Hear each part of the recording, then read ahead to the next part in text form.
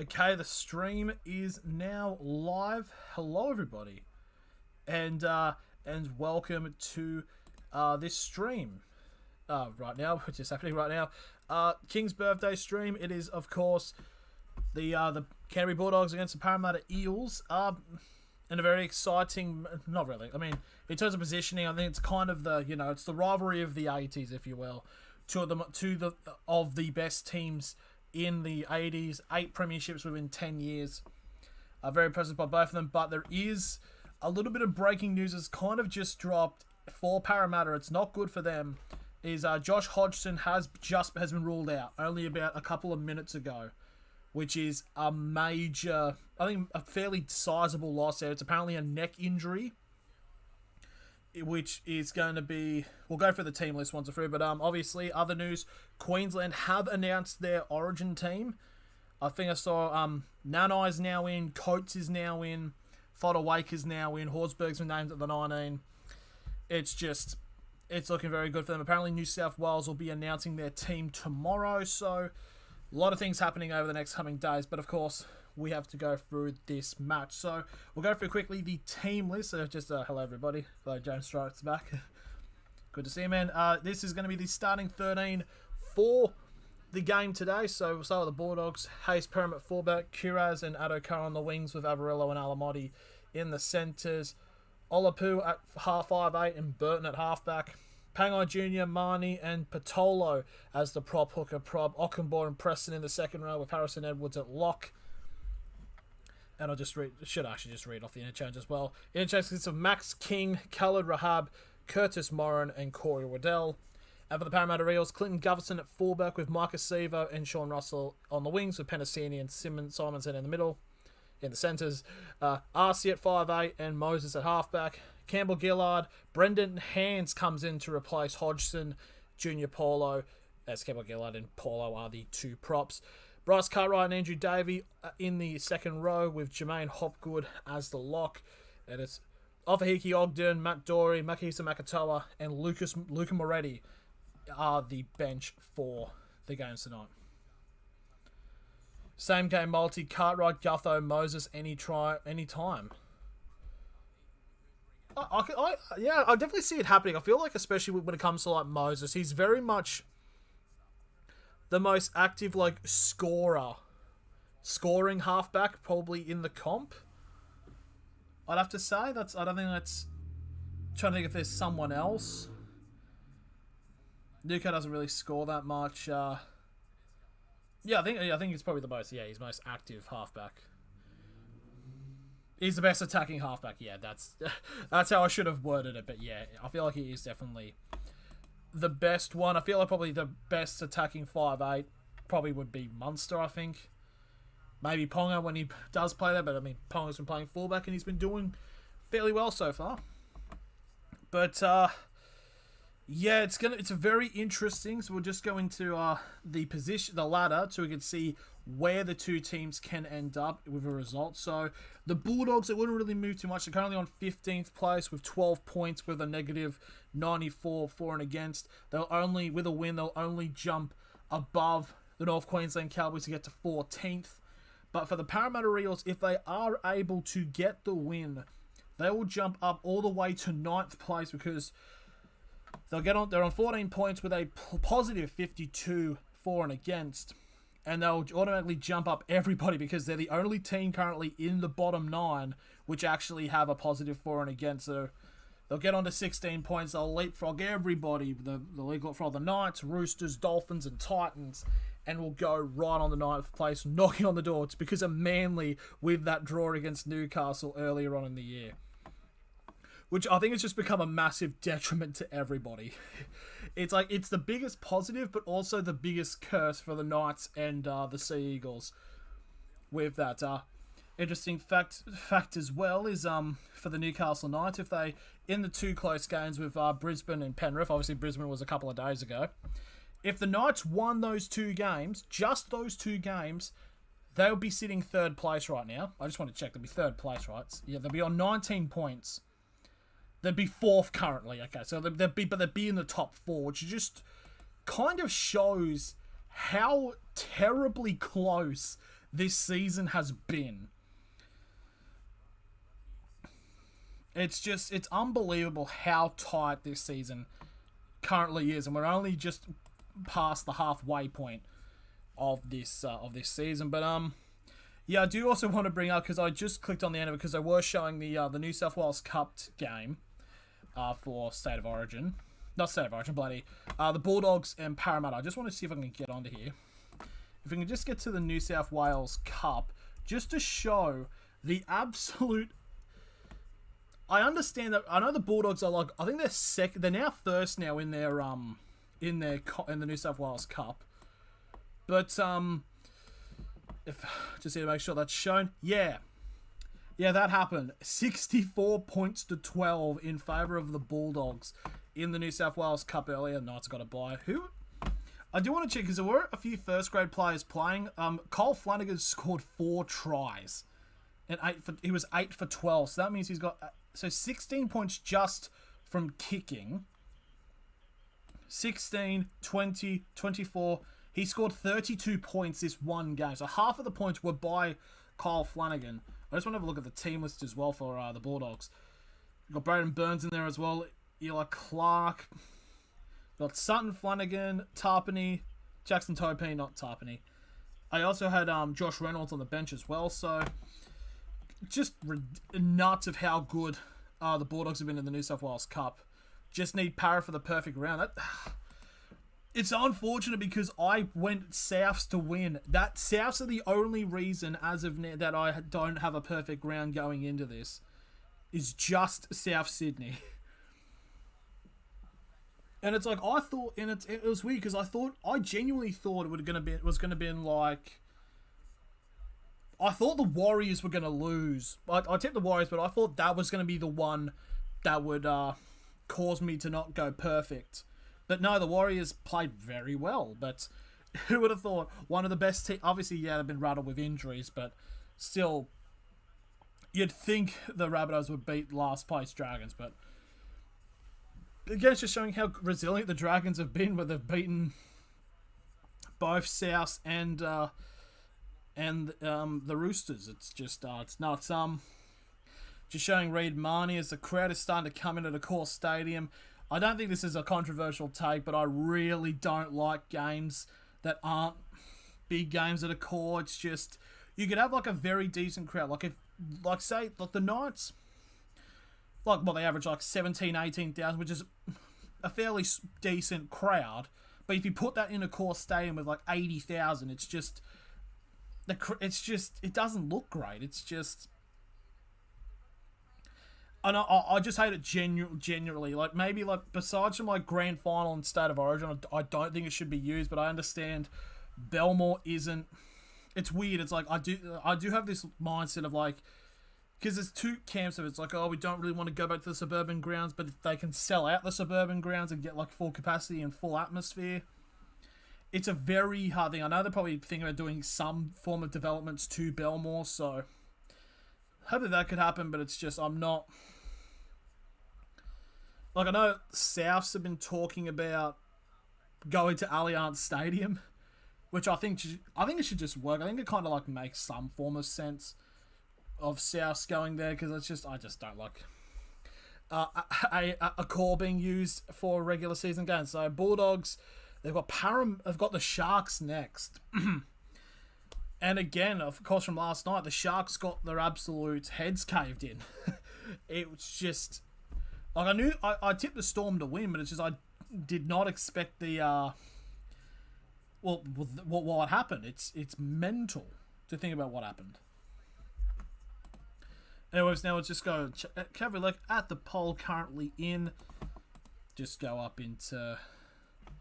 Here it is. So, 4 votes have currently come in, and we have 3-1 in favour of Parramatta taking the win. Mitchell Moses now getting a talking to from Lara Pitt. I actually think Lara Pitt's a fairly decent pundit. I think she's all right.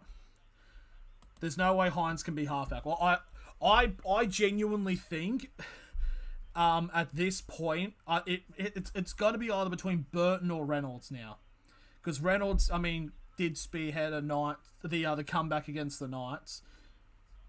because the Broncos really needed that moment of like a last minute winner against I don't want to get into that. It was frustrating, that game, but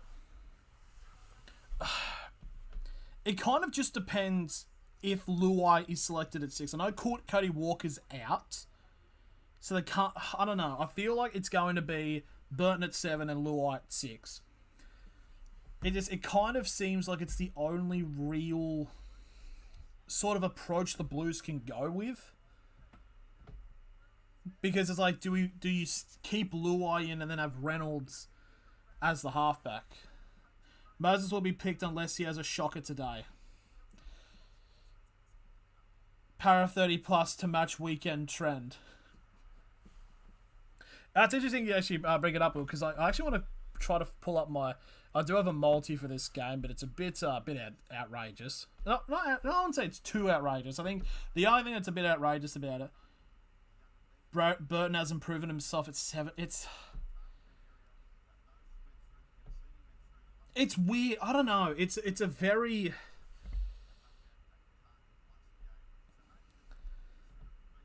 The way I'm thinking is when it comes... Hello, Jack. When it comes to me in terms of thinking about how they're going to go with this, because it's like Freddie's having the Blues play this Penrith style, which is kind of... I don't know. It's. I mean, in fairness, I think it's at this point, regardless of who they pick, I still think Queensland will probably win game 2. But that's just me saying that. But who knows? I think it could happen, but it's.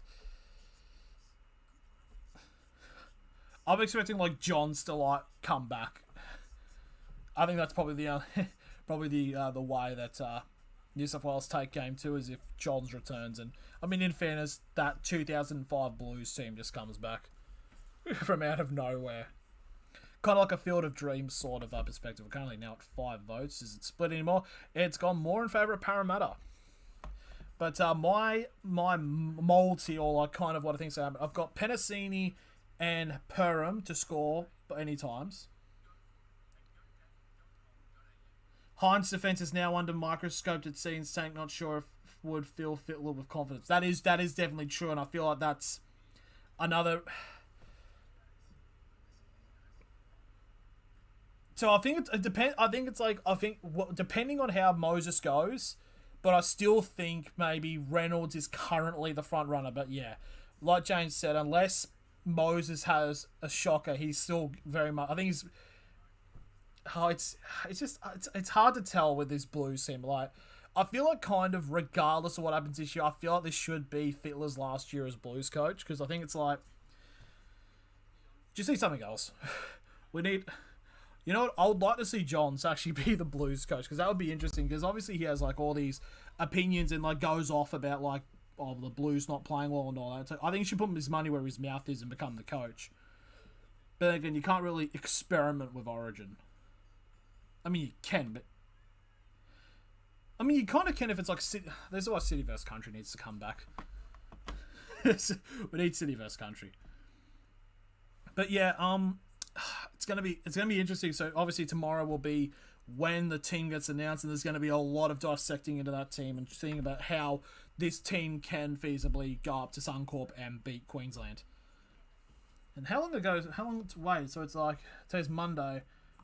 9 days until game 2. Interesting stuff.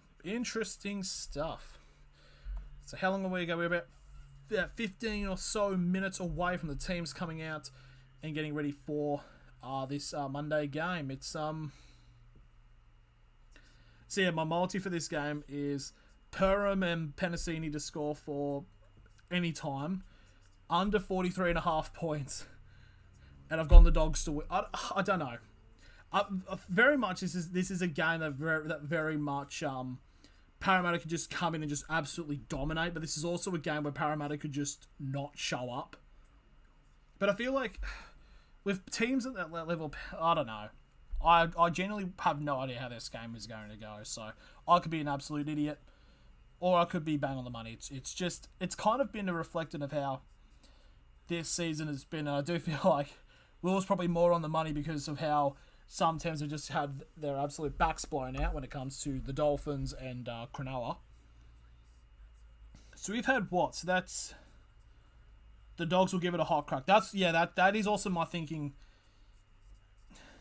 as well. It's very... Queensland have always created cohesion in their teams, and the Blues carry all the temperamental, then Moses may not be chosen based on silly personality clashes. That is a good point as well. Public holiday games should be played at 12 or 2 p.m. That does make sense. I mean, to be fair, 4 p.m. isn't that bad. I was thinking about generally going to like some games this week, and I think this would have been the most likely would have gone to, but the problem is I'm from Newcastle, so there's obviously like a train that goes from like Newcastle straight down to Sydney. Problem is actually for the next like year or so there's going to be a lot of rail work, so pretty much you've got to have a bus replacement from Newcastle down to Sydney. And then getting to a court isn't that because there's like some trains you've got to have buses and stuff like that. And basically also, and the other big problem is Vivid is on in Sydney, which basically just adds so much more people onto public transport. It's an absolute nightmare. Like, I was thinking maybe even like on Friday I was going to go to Brookvale because I've never been to Brookie to watch the Manly Dolphins game, but no, I'll probably just wait till Saturday, 3 p.m. when the Knights play with Parramatta, with the Knights and the Roosters, which the Knights should... I think they can win that. Yeah, I think the personality... I don't know, it's just they've got this whole...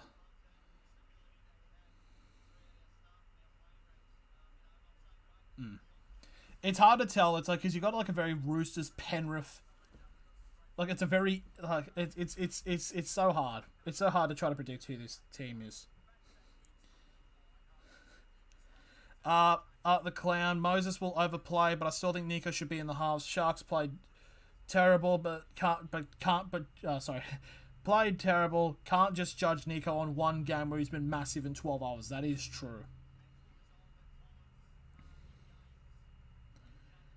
It's just who knows? Who knows what will happen? It's a very... So many questions. I feel like regardless of who they select, there's going to be a fair amount of backlash. Like, I know there's going to be, like, several locked... Like, I know...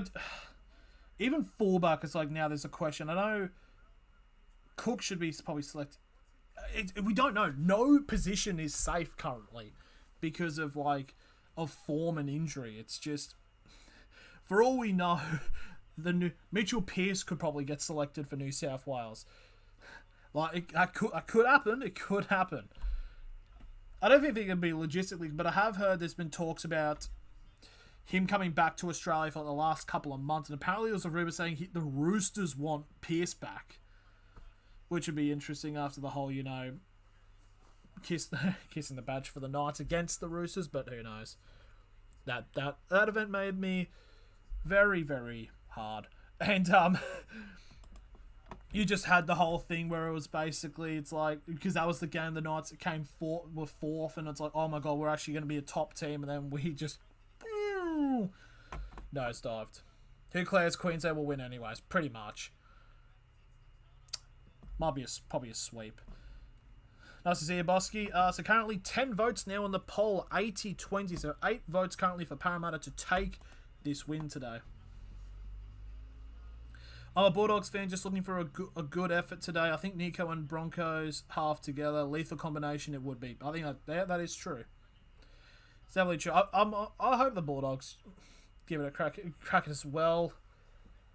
But we'll say though, their New South Wales Cup team is just what the hell. It'll be them and North Sydney dish in the grand final because like they're both just stacked teams. But yeah, it's gonna be. I'm excited. I'm excited for this match. I feel like a lot of the games where it was like, oh, this game is going to be terrible because it's got like low teams and stuff like that, but have actually been a lot better.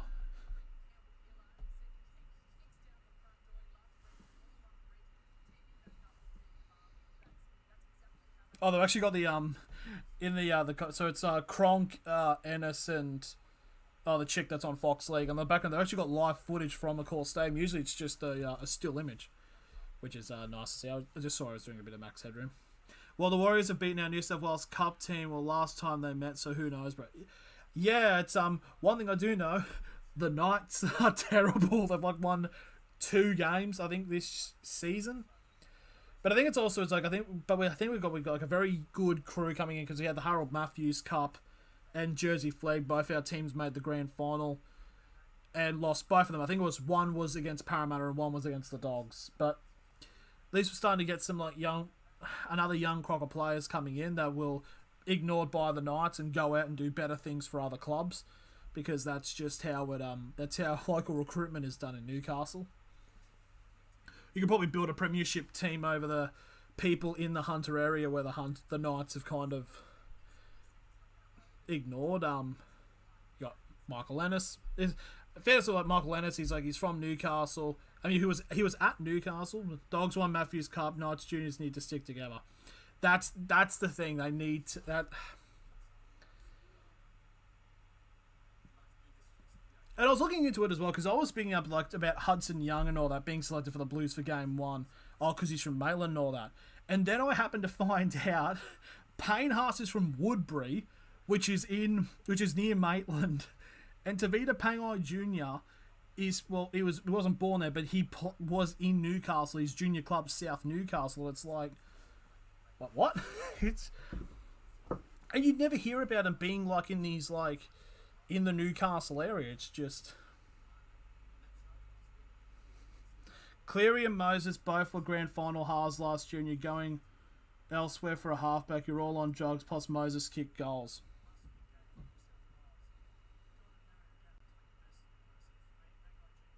But Parramatta are 13. I don't know. I think regardless of what happens, it's just, who knows.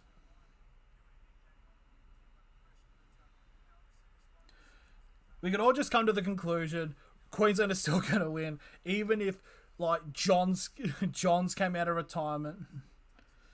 Anyone, it's like we could put anybody up, they're just going to lose.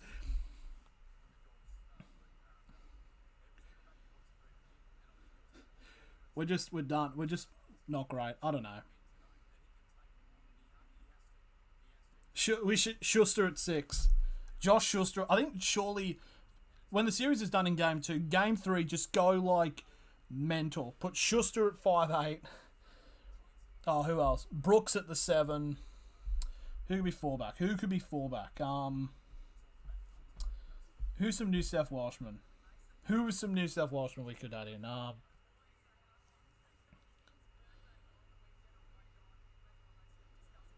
Paris 13th with a better for and against 8, 7, and 6 place teams. That is true, but I do remember like 2 years ago the Knights got like 7th with a negative, like nearly 100, like 80 something. I don't know. It's just it's hard to tell. Is that Willie Mason? Willie Mason is training with the Bulldogs. He's good on him. Again, another bloke from Newcastle, from Toronto, or Toronto as it's pronounced in the regional dialect. It's good to see. Yeah, we need Mason back. We need Mason to come out of retirement. That's how we win Origin.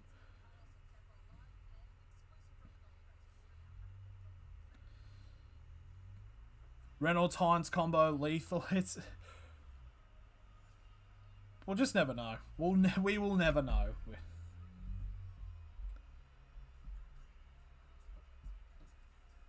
We could be like a proper 7. We need.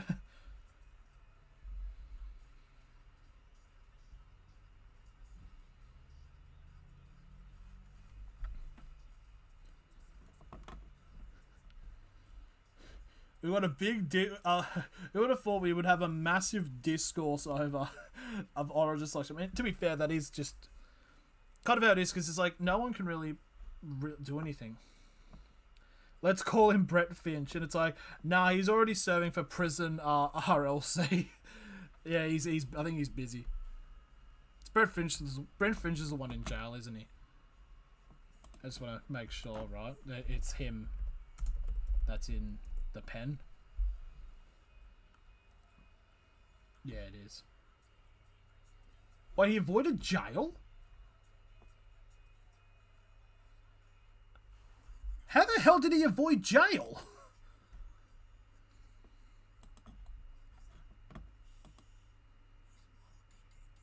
Wait.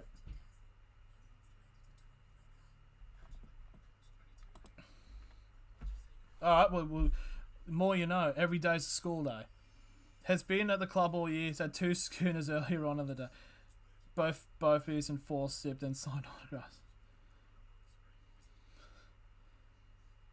Look, Queensland have a knack for randoms for the Dearden. Well, how about New South Wales go with Fogarty? Not bad, actually. Fogarty, forget Flanagan as well. I think Flanagan's going all right for the New South Wales Cup team for the Dogs. Just chuck him in, honestly. They accepted his junkie excuse. Oh, that's... Or the NRL and AFL player. Yeah. Carney for... You know... Where is Carney? Where is he? Carney for 7. I like that. I like that a lot. That is actually a good call. Also, Kurt Mann for Queensland 13. If Carrigan gets injured, just bring in Kurt Mann. Adam Clune for Blues 7. Now that is a good shout. That is an idea. There we go. We should just build a team like the randomest state of origin team for the Blues. That's a good challenge. Oh, he's a bush boy. Good on him. Good to see. I've always liked Todd Carney. It's like, I think out of all the things to get caught and done by, pissing in your mouth is probably one of the most tamest things. If we're being serious. Sam Walker. Pearce wanted to play for the Bulldogs, but I think everybody got into butt protection mode knowing his rep with Dogs. That is true. I think Sam Walker is Queensland eligible. I think. Because I know there was like a bunch of talks about, he becomes the halfback when DCE retires. But I think... Has he got Queensland eligibility? I'm not too... English footballer who plays for Kilmarnock. That's not the Sam Walker we're looking for. Oh, he's English.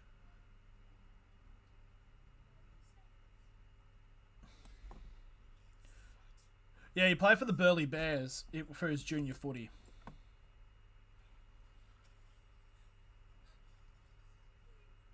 Friends should have just sucked dick for coke rather than sell kitty pit. Yeah, true.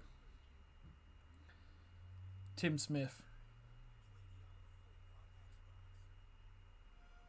Yes, I role play. Tim Smith. Now I'm going.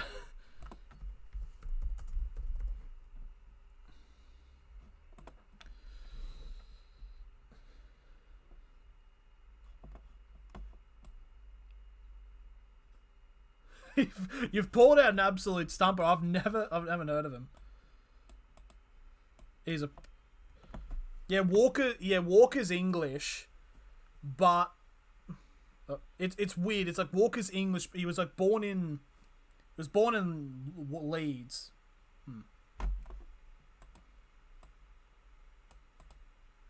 Maybe he was raised in New South Wales. No, he was. So it's weird. He was born in. It says he was born in England, but he played his first junior footy with Burleigh, which is in the Burleigh Bears in Queensland. So, because that's all it's about when it comes to. And there's also like the dad thing as well, where it's like where your dad played. It's the origin eligibility stuff is so confusing now. It should just be first footy. That's it. But anyways. Very close now to kick off now. Both teams getting ready to come out. So get your polls in, your votes in at the last second. He was the next big thing back in the day. How about Keary? Keary, you know what? I actually like him at 6. I think Keary's a fairly underrated player. So we'll go for the team list quickly. One last time before both teams come out as a bit of an 80s throwback clash, if you will. So starting off for the Bulldogs, you've got Hayes Perham at fullback, Kiraz and Adokar on the wings, with Avarillo and Alamotti in the centres, Olapu in the 5'8" with Matt Burton at halfback. Pangai Jr., Marnie and Patolo as the prop hooker, Ockenbaugh, Preston in the second row with Harrison Edwards at lock. Interchange consists of Max King, Khaled Rajab, Curtis Moran, and Corey Waddell. Especially Connie Waddell. Parramatta, Gutherson at fullback, Sevo and Russell on the wings, Penasini and Simonson in the centres. RC at 5'8" with Moses a halfback, Campbell Gillard, Hands and Paulo as the prop looker prop, Cartwright Davey in the second row, and Jermaine Hopgood at lock. And you got Ofahiki, Ogden, Matt Dory, Makahisa Makatoa, and Luca Moretti as the bench for the team. If that was the case, most of Queensland would be playing for the Blues. And to be fair, though, I know the song, oh, that's in Queensland, but it's like... you got also like a bunch of the Blues team that actively play for Samoa, which it's weird. It's weird how the eligibility works. Oh, we got the trophy walking out. Both teams walking out at the same time as...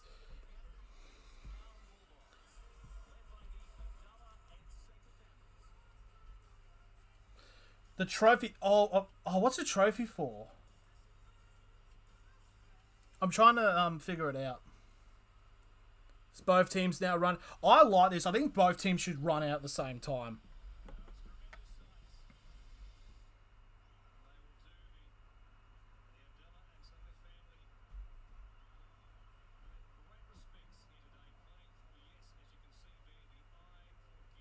I forgive Cup. So, okay, we'll get the polls in finally. Last minute, 14 votes coming in. Thank you all very much for participating. We will end the poll now.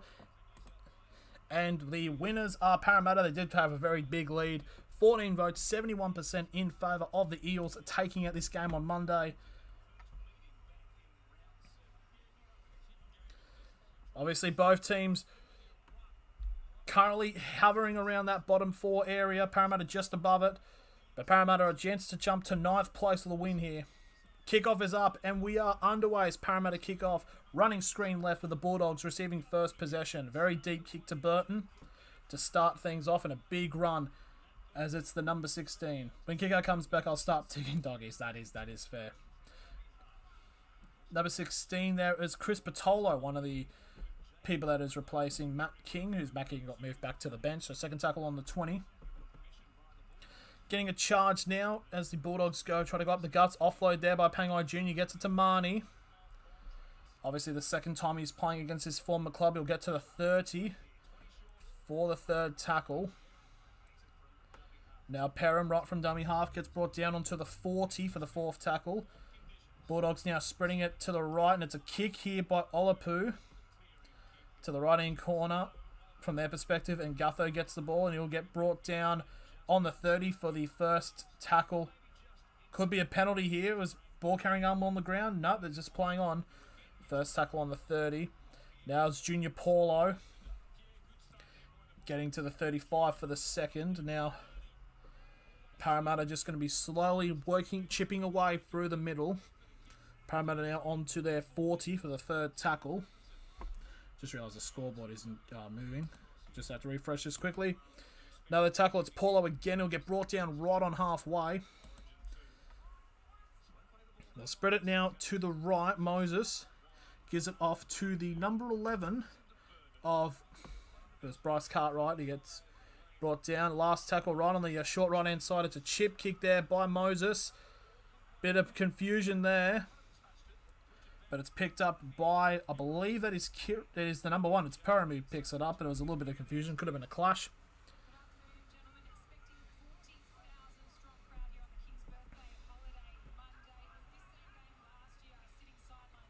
Now to number 2, that is Karaz, who gets brought down on the 30 for the third.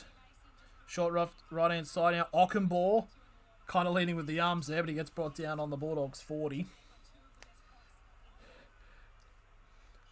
It's alright, we can all settle the argument. It should be Adam Clune for Blues halfback.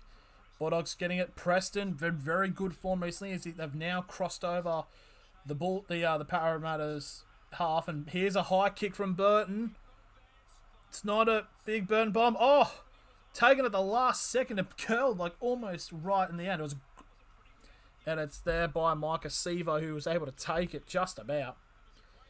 And there's Simonson, or Simonson, depending on your vocabulary. Gets it onto the 30 for the second tackle. They're going to spread it more into the middle, Parramatta. Parramatta will get right down onto the 40s. Like that swang at the last second there for Sevo. Now the Parramatta Eels, if Ockenball gets sent off, we have a chance of winning. Who, the Bulldog? The booked. It's weird. Like I've got a mate up at Parramatta now with an offload from Paulo. That's the number 15 there for Parra. It's Brendan Hands, the replacement hooker for Josh Hodgson. There's a chip over kick there by Moses for the last tackle. Perham picks it up and he's going to get dragged back into goal, and it's going to be a goal line dropout for the Dogs. I feel like Perham should have just left that. But, yeah, it's like, one of my best mates is a Dogs fan, and he hates Ockenball. But every time I see Ockenball play, he actually does all right. So it's like, I don't know why you hate him so much. It's like, it must be when I'm not watching him, he doesn't go well. So that means I need to watch every Bulldogs game now that he's in. So 4 minutes now gone. It'll be a goal line dropout here for the Dogs. Will they go short? Will they go long?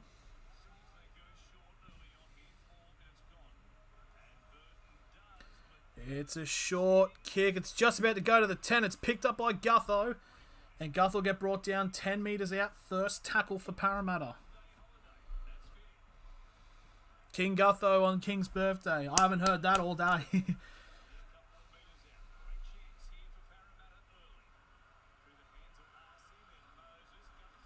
Gutherson gets brought down there. Third tackle. Parramatta trying to burrow over now. Fourth tackle now for the Eels. 5 metres out on the right-hand side. They're going to spread it to the middle. Moses. They're passing it out. There's a massive gap. They can spread it. Sevo gets fended and he'll get brought down. 5 short now on the far left-hand side. Last tackle for the Eels. Arcee with the kick. Crossfield. Oh! That's surely might be a try for Parramatta.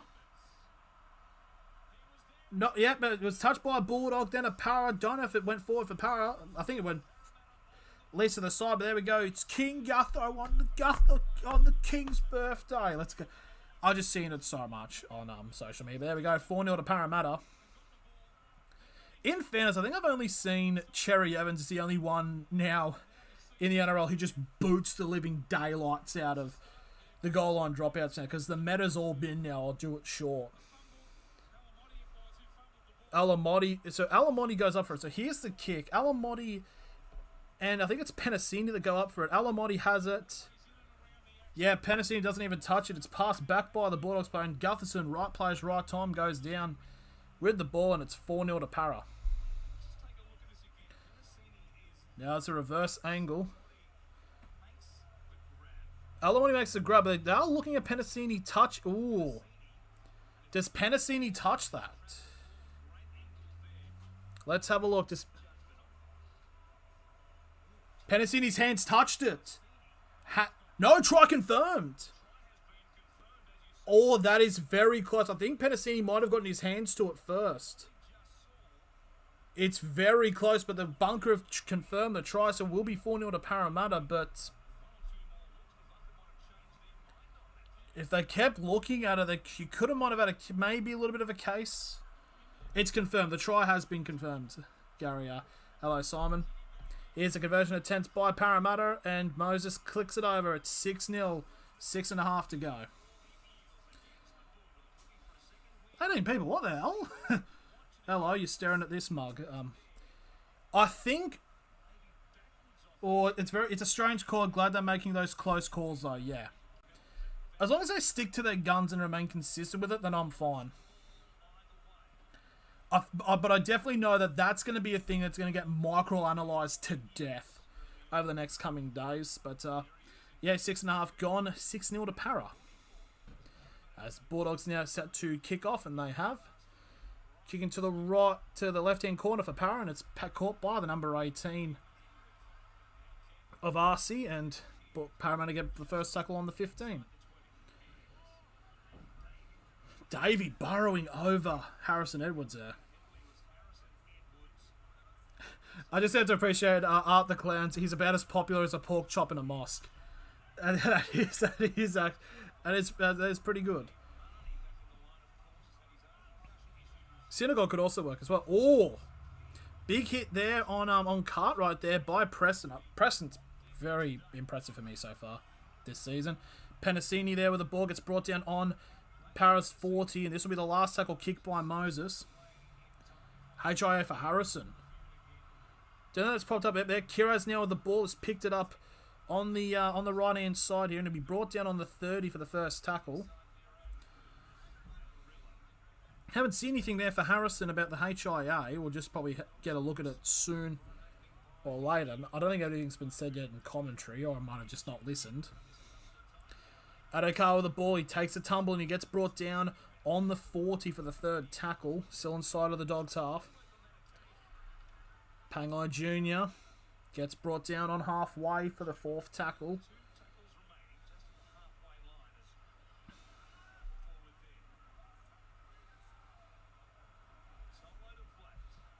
Last tackle kick here from Burton. Oh, it's another high kick. Is that a Burton bomb? That's massive jockeying. Come on. That was such a massive jockey off there. Well, he was awesome. Thank you, Sony. Bless. Around 40,000 at a quarter. That's actually very good. I like that. That's a very solid crowd. So third tackle now for Parramatta. It's around the 25 as Paulo dummies, and he'll run straight up the guts. He'll meet Pangai. Potential Blues partners maybe for the for game 2, maybe? Probably not. So that's the number 13 there, Jermaine Hopgood, right on halfway for the last tackle, aka my only hope of getting any fantasy points. Moses with a low-driven kick. Stopped on the boot by Perham. He gets brought down, gets to the 10, and brought down just shy of the 20 for the first tackle for the Dogs.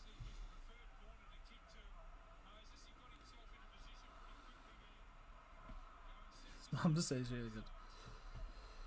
So Bulldogs now, so Kiraz now onto the 25 for the second. We'll say, passing out to Ockenbaugh to the right-hand side. Ockenbaugh getting some post-contact meters and will get brought down on the Bulldogs 40 for the third tackle. And it's a penalty to the Dogs for offside. So chance here for the Bulldogs to get into very good attacking position for the first time this match, as we're about pretty much just about 10 minutes gone now in this game.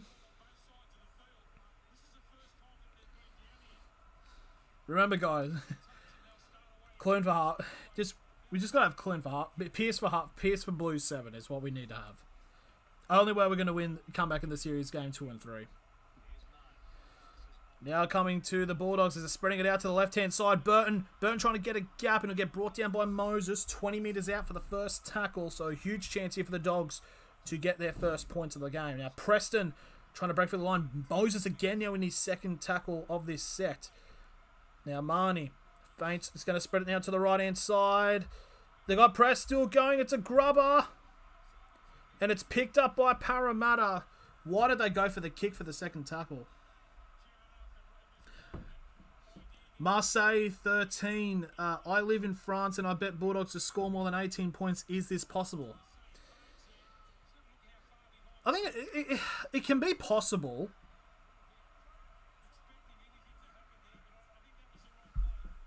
I think it can be possible. It just depends how on point Parramatta's defence are. They'd have to score 3 tries and convert them. I'd probably give it about like at this point. Can you tell me approximate score? Oh, it's 6-0 at the moment with 12 to go. I don't know what really is going to happen in terms of prediction. That's a 20-minute restart. Adokar Sweep just put his foot in the ball on the in the end goal and caught it, but onto the 15 for the first second for the Bulldogs. 32-10. Actually, I think it's probably a fair prediction, to be honest, when it comes to that. Preston now down the sideline. Preston gets wrapped up and brought down on the Bulldogs 40 for the second tackle. Now the Bulldogs are going to spread it more into the middle as they've kind of caught Parramatta a little bit off guard, but also the Bulldogs attack off guard. Now spreading it out to the right-hand side. Pass, Marnie's through. Marnie with a grubber kick. Why are they bothering kicking? And Parramatta regain the ball. Why I understand it's like in the field of play to try to score, but it's the second tackle you don't need to kick, and that's 2 sets that they squandered very early. For the Bulldogs have done, and now Parramatta have now gotten the ball back with fairly sizable attack now. 45 away from the try line now for the second tackle. That's right from dummy half. Here comes one of the.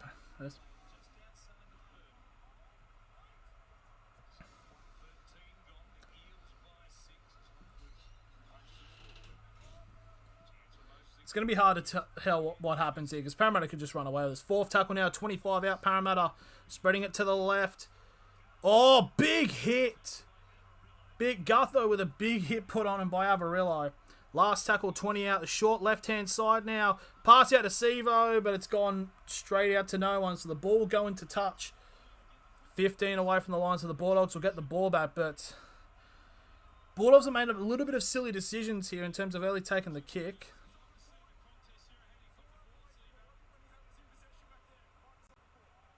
So here we go. A player's on report here. Mike Acevo's on report. Let's have a look what's happened here.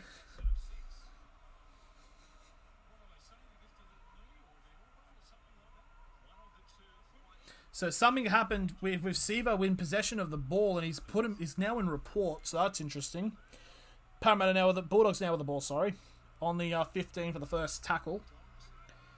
Decent run there up the guts by Tavita Pangai Jr. He'll get brought down past the 20 for the second tackle as we're now 13.5 gone. Oh, it's Sevo with the forearm right to the jugular of one of the Bulldogs players. That's why he's on report.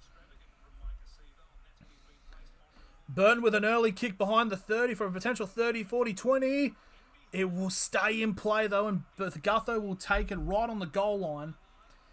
And Gutho broke the ankles of one of the players and pressed it with a pick down and put down inside of the 20 for the first tackle for Parramatta. Preston, I think Preston's a very good player. It's been a bit angsty this sort of first 14 minutes. Parramatta now on the 25 for the second, and there's the run there by Bryce Cartwright on the 30 for the third. Parramatta starting to pick up the pace a little bit. They're spreading it out to the left-hand side, and now you've got the number 12 of Andrew Davey gets a pass off. Still going on to the left. Ockenbaugh trying to make a tackle, and he gets down 4th tackle, halfway point for Parramatta. It's good wrap up there by Avarillo, but it's a pass off again. Parramatta still with the ball. Paulo passing it out. They're passing it out again. Oh, it's a knock on there by Penasini, and the Bulldogs will get the ball. And Preston trying to break through the run, so it'll be halfway for the 0 tackle. God damn, a lot's happening in this game. So 0 tackle on halfway for the Dogs. And now Perham now, right, gets to the 40 inside of Paris half for the first tackle.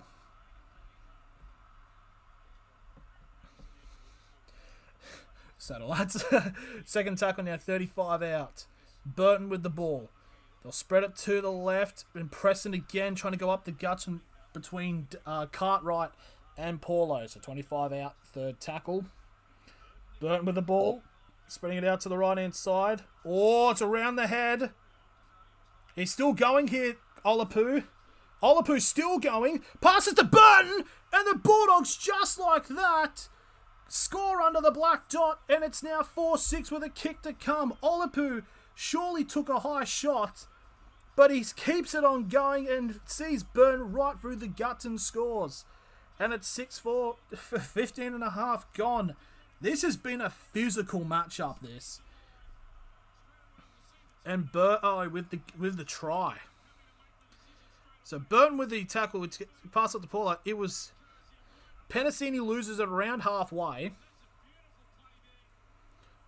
Burton passes it off to Olapu. Olapu cops it high from Andrew Davies, still going, shoves off one, I think Simonson, beats off several players, shoves off Gutho, and then right onto the charging Matthew Burton. Matthew Burton. Matthew Burton. Yeah, it works. Matthew's short for longer for Matt. And Burton goes over 6-4 with a kick to come now. But it's right in front, so it should be 6-all. Bloody hell. It's been intense. In everything. The chat's been intense. It's just... We all need to calm, breathe in. Our chakras are being misinformed with the debate about the Blues 7. We need to chill out. We just need to settle down and relax and enjoy our football. So here we go. Matt Burton now to convert his own try. Actually, it's a very good crowd here at a call. Jeez, you see the Bulldogs cheerleaders in their long johns. Oh, certainly. Takes out nutsack, shakes it around because he doesn't have a flag to wave. It's like the what was that news thing with South Sydney when they scored? Someone ducked their pants and just started flinging their member about on the. Look that up. I'm not showing it here. I'm not getting copyright struck. But there we go. 17 gone, 6 all. We could have a game on our hands, but I'm touching wood now because it could very much. All they're missing is their hijab. That is. Let's go 18 points. Yes, we're all pulling for you, Marseille. We're all pulling for you. Kick there for Carraz, and here comes the start now. The Bulldogs at the first tackle onto the 15. Now Carraz again with the hit. He gets brought down onto the 20 for the second tackle. Marnie's going to probably spread it. Yep, he's going to spread it now into the middle. Almost a breakthrough run there for Tavita Pangai Jr., but Paulo's there to wrap it up right on the 30 now for the third tackle. Now Perham gets brought down 5 away from the halfway for the fourth tackle. Marnie spreading it out to the right. He's going to hang on to it there, the number 10. It's not 10, that's not Tavita Pangai. Burton now with a kick. If the Dogs win, I'm pulling for everyone. I don't care what their missus says. That's very respectful there, the clown. So Parramatta now get the ball onto the 15 for their first tackle. Paris forwards being very slow to get back as Penasini gets hit by Marnie. Onto the 20 for the second. Now Parramatta are going to spread it to the left-hand side. As that is now Simonson. Gets held up around in the middle, in the 30. Oh, it's a massive knock on there by Parramatta. It's the number 12. It was Davey who lost it. Now it's a 0 tackle for the Bulldogs on the Parramatta 30. Huge chance here for the Bulldogs. Now it's Max King there, the number 8. Was meant to be starting, but it was moved to down to the bench. Now the Bulldogs going to the left. Burton. Oh! Yep, it's a penalty there. That definitely was a crusher. As that was the number 4. I think it was it Simon? No, it was Penasini there coming in. Penasini here coming in on the number 4 of Alamotti. Putting him in a crusher position. So now another set coming up. This round is very important for Moses. Very much so. I definitely agree with that. Mickey King.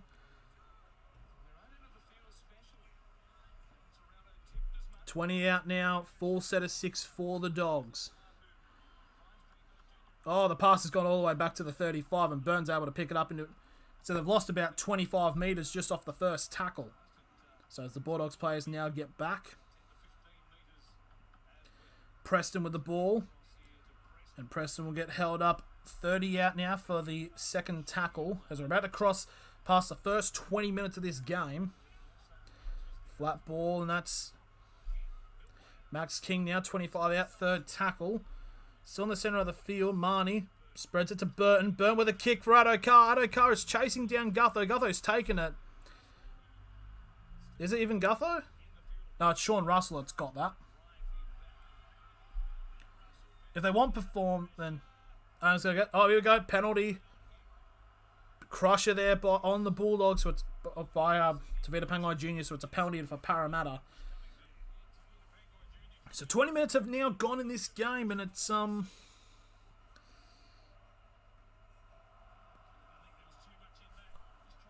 was? I don't think that was a high shot there, to be honest. But there we go. There's the penalty kick, right on the 30 there for Parramatta, still inside of their own half, but gives them a bit of a breather now. Chance to set the tempo for how they want to play. Parramatta with the flat. That's Regan Campbell-Gillard getting brought down. Sup Lama, good to see him, man. Halfway, second tackle. Paulo now with the ball. Flicks it back now to the number 15 of... It was Brandon Hands who had it. And he still has it as he's currently on the Bulldogs 40 for the third tackle. Is now Parramatta trying to go up the guts now. Fourth tackle. They're 30 away from the try line. Spreading it to the right. Moses had a shirt wrapped around him. It'll get brought down 25 out now for the last tackle. Burn needs to let go. Yep, set restart for the ruck infringement. So now it's a lot more work now for the Bulldogs. So first tackle now for Parramatta from the new set. 20 out. And they'll spread it to the left. As Gutho tried to get a pass up, but he gets held onto it. Second tackle now for Parramatta. 20 out. Parramatta getting ever so closely now. 5 metres away from the try line now. Third tackle still a little bit on the left-hand side.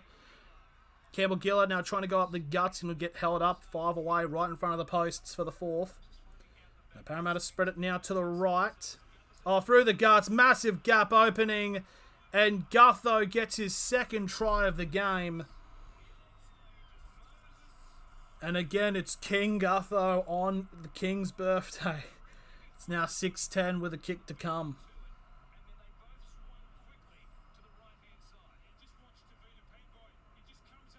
Just mass confusion there and just the layoff pass. It's a really good shepherding pass there by, I think that might have been Moses.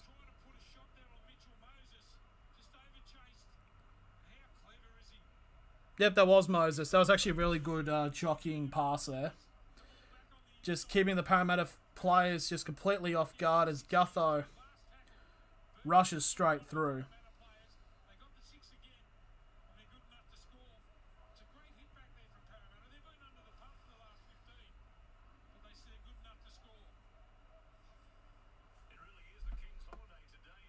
No, it's a King's holiday. But anyways, 15th career try double there for Gutherson. So 17 left in the half. And this should be from right in front. So it should be 12-6. But yeah, really good. So what are you watching it on? I'm currently watching it. It's on KO at the moment. I don't think this is on Channel 9. Moses kept those forward interested. Very much so. And there's a conversion attempt. It's now 12-6 to the Parramatta Eels. I'm just trying to check. Is this game on? It's only on KO and Foxtel, so it's not on free-to-air TV, unfortunately. Is KO free? It isn't, unfortunately. It's a subscription service. If you go to Twitch, I think there's a bunch of people that... Because you can show the games on Twitch, so if you go there and just search up NRL, like this game, Bulldogs, Para, you should be able to find someone like someone. I think there's a bunch of people that do it now, so I think probably best bet stayed to Twitch. Unless someone Pango won't be in Blues jersey next game. Yeah, I don't think so. I think the forwards are even a bigger question for the Blues now. There's the kickoff by the Dogs now. Campbell-Gillard right to Ockenball. And Campbell-Gillard get brought down inside of the 20 for the first tackle for the Eels. Now it's onto the 20, inside the 30 for the second. Sapio Fries, good to see you, man.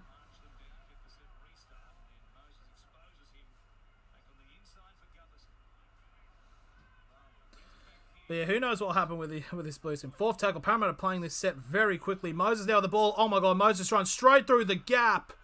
Tries to get a pass off for support, and Marnie just got sent. And Gutho has got a hat-trick. 25-minute hat-trick there for Gutho. And Moses again setting it up, running straight through the gap. So certainly at the moment, it's definitely Moses versus Reynolds now. Moses is now making his case.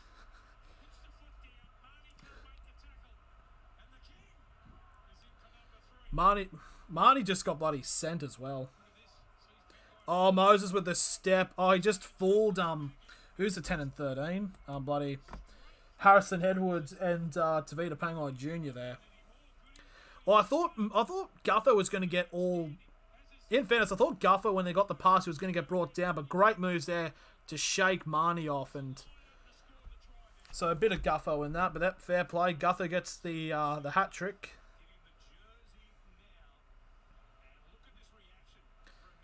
There you go. Moses is pumped. I think, yeah, well, Freddie's got a lot to think about tomorrow, or tonight, technically, because he's got to make the team selection tomorrow.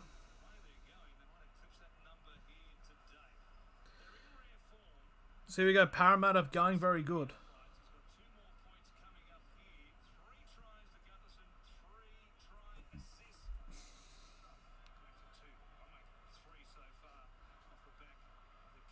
Gutterballs has done it again. Here comes the kick, and it's now 18-6 to the Parramatta Eels. 14 left in the first half. So I just want to know how quick Parramatta has done this. So in 20 minutes, because Gutho got his first try at 4 minutes. So within 20 minutes, he's gotten 3 tries. So good stuff there by for Gutho for him. You know what would make this game? I'm not gonna say to try to cause it. Pangai Junior's now off the field. So yep, he's been subbed off there. Imagine all this and Moses gets injured. I'm touching wood. Just imagine all this debate. It's like, oh, Moses does his hamstring 5 minutes left in the game. I'm touching wood so it doesn't happen. So second tackle now for Parramatta as they're on the 20. It's Andrew Davey there.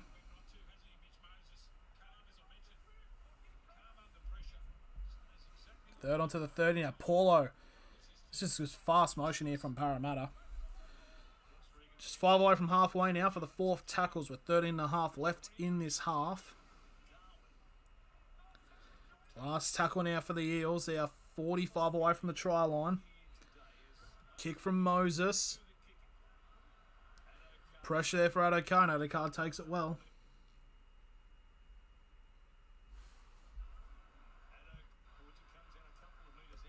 This KO is starting to backpedal a little bit. I'm just going to quickly just switch over here quickly just to restart the stream because it's probably a little bit further ahead. So the Bulldogs are probably around the 40 or something. Fastest hat-trick it tries from the start of the match is 6 minutes 54 seconds. Good stuff.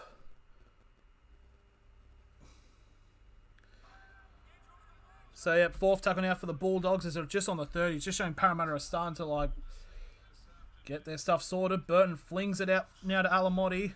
Alamotti gets the pass. Adokar. Adokar's through the line. He's got grubber support.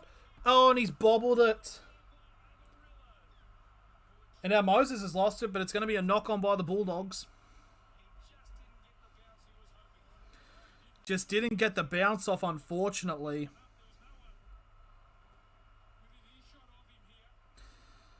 Kick wasn't that great, but unfortunately there, Avarillo just couldn't grasp it. Unlucky there for the Bulldogs. And it's like the Bulldogs have actually had they've had some good chances, so, I mean, kind of should have just gone through there, but anyways, it's a scrum feed now for the Parramatta Eels.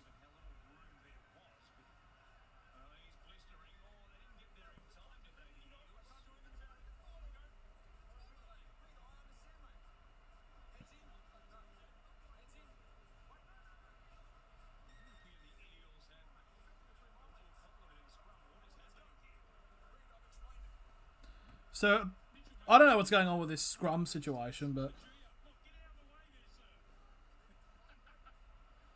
here's the scrum feed now finally after the 3rd attempt as Campbell Gillard gets brought down on the 30 for the first tackle.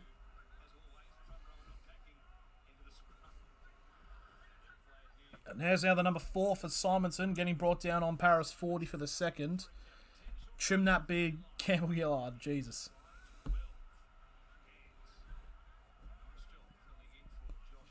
Third tackle now for Parramatta as they're just shy of halfway. Now Ingham's a decent run there. Now that's Davey now, just shy of halfway. 18 points. Yeah. Oh, what a mark there by Perham to take the catch right inside the 10 for the... As the Bulldogs fans are appealing there for being tackled in air. So now Avarillo gets brought down inside of the 30 for the second tackle for the Bulldogs. Bulldogs are too bunched up. They're just... None of their players are really on the side. Never Dogs 18 points. Never know. He's still got 50 minutes. They can probably score 2 tries in 50 minutes. So there's the run there. Fourth tackle now for the Bulldogs. They just want to go up the guts. They've got nothing really they can do. It's Curtis Moran now. Gets brought down on the Bulldogs 40 for the last tackle. Could be a 40-20 attempt. Burton with the kick. Straight to Gutho inside of the 10. And Gutho gets brought down on the 30 for the first tackles. We're now into the last 10 minutes of the first half. And Gutho's already got a hat-trick. Good stuff from now. Campbell Gillard and Junior Paulo getting a rest now. Here's the number 14 for the Bulldogs of Avahiki Ogden. Parramatta going for the left-hand side. Oh, breakthrough run here! Just like that, trying to find support, and Parramatta are in again. And it's the number 4.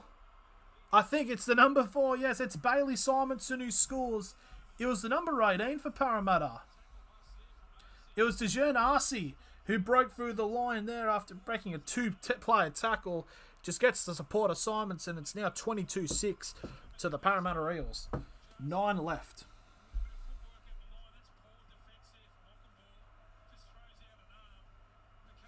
Good run there by Arce, but... Arce just with a good... Oh, just good stepping.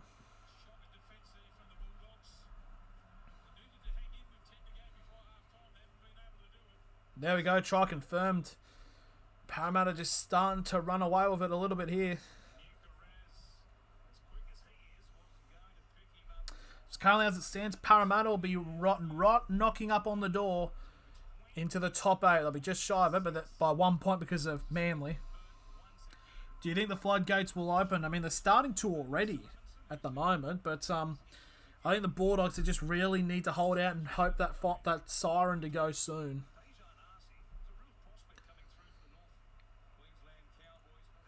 There you go. Arce's been going alright. Here we go. Moses now. This to make it 4 from 4.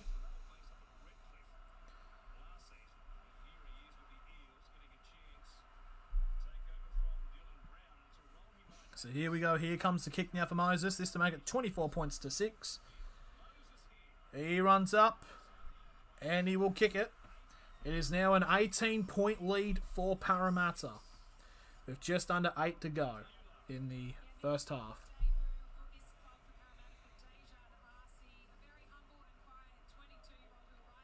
Oh, is this Arce's debut? This is the thing, Parrot take the foot off the gas pedal in the second half. Could be the case. If they just keep going with it, it should be alright. But yeah, DeJean Arce apparently it's his first game for the Dogs. For Parramatta, and he's already got 2 try assists coming from the Cowboys. There's the kick-off there by the Bulldogs. And that's the number 14 there of Ogden getting the first hit up of this set, and it gets brought down onto the 20 for the first tackle. Good bit of running there. That's the number 12 of... Or is it 22? Could be Moretti. Dogs are Flintstoning it. They don't even have an engine. Pass out there by Penasini. Now Parramatta still going around with the ball in the second tackle. Almost another breakthrough there. They're right into the Bulldogs half now. It's 45 out, third tackle. Parramatta now 35 away from the try line for the fourth tackle. They'll go to left-hand side now. Almost a split through clip. If Davey get the pass out to potentially Simonson, they could have been through here again. Last tackle. They'll still go down this route. And the ball does pop out, so it's going to be... There'll be a handover on the last tackle inside the 10 now for the Bulldogs.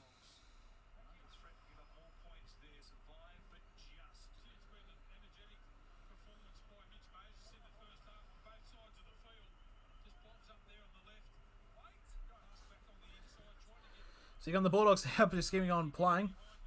Carraz just got rocked by a 3-man tackle on the 10 for the first tackle. And a penalty. Penalty to the Dogs. This could be something that they desperately need. If they can get maybe 1 or 2 tries in the next 6.5 minutes, they can have an interesting momentum swing. Big deep kick there by Marnie. He gets it inside of Parramatta's half from the 10-metre line. So 45 out. It's a 45 out. Full set of 6 now for the Bulldogs. There's Avarillo. Gets brought down for the first tackle. Burton gets a pass out to Preston. Preston trying to find support, but he can't find any. And it'll be brought down 15 away from the try line. Take the 2. I mean, they were like 90 metres away from the try line. Passing. Oh, Sevo. Oh, hands in the face here. Sevo needs to be careful. Yeah, penalty to the Bulldogs. And a lot of Bulldogs fans are appealing that Sevo goes to the bin. But proper hands to the face. Parramatta need to be careful here. 5.5 to go. And it's another set, 15 out for the Dogs. Here comes the number 8. It's King. King gets brought down 5 short of the line for the first tackle. Burton now with the ball. Flat ball to Preston. It's a good wraparound tackle there by Moses. 5 out now for the Dogs. Spreading it now into the middle, now to the right. Spread everything a bit too far here. It's the number 3 there, Avarillo trying to break through. What did Avarillo do to upset Sevo? No idea.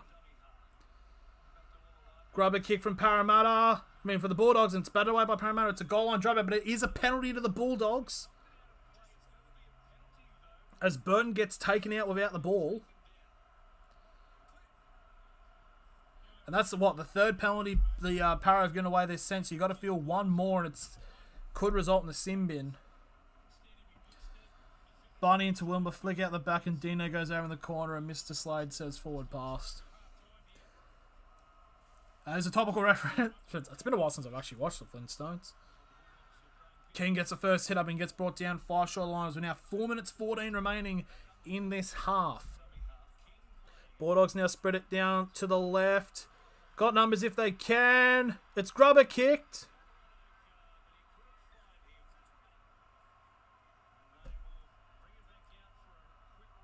Why didn't Burton just...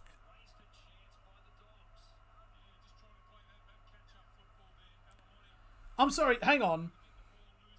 It was kicked.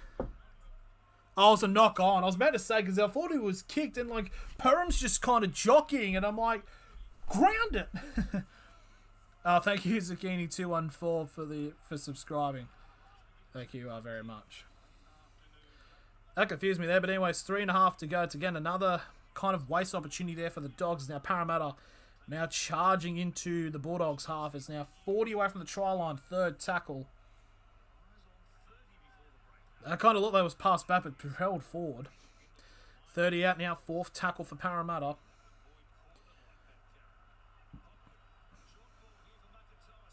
McIntyre trying to get a pass out, but he won't. Last tackle for Para, the 20 out. Moses flinging it out to the side. That's I think it's gone out. I think it should be Bulldogs' ball.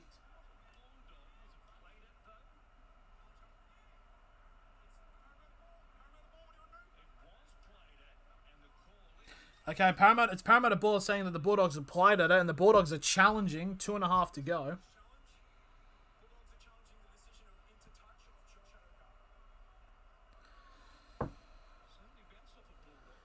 I don't know, this referee kind of seems like a little bit of a snarky prick. So did Adokar play at it? It was an attempted kick here. Alamotti doesn't play at it, but does Adokar touch it?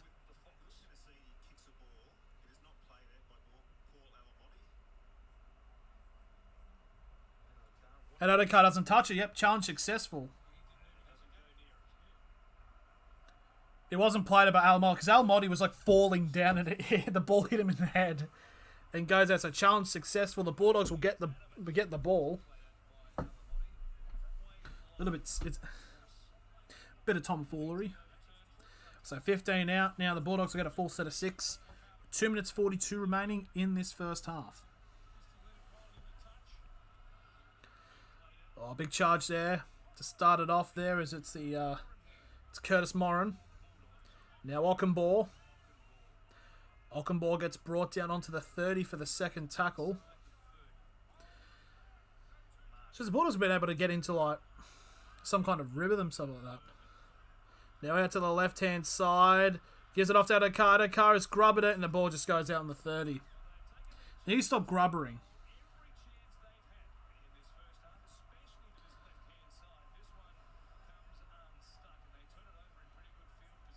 It's just...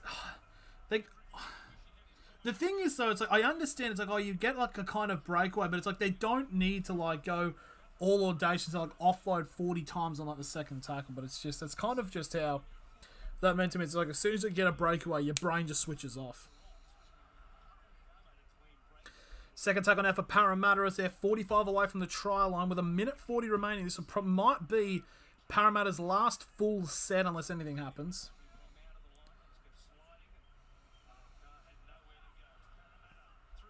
Oh, Gutherson breaks through the line again, but it'll get brought down 10 away from the try line. Fourth tackle. Fourth tackle here for Parramatta with a minute 20 left on the clock. Gives it off to Moses, and Moses goes to the field goal, and it's charged down, and it'll be... Is it 6 more for Parramatta? It probably should be. Sivo now with the ball back about 20 or so metres at the 30, and Sivo will get brought down 30 out with the first tackle.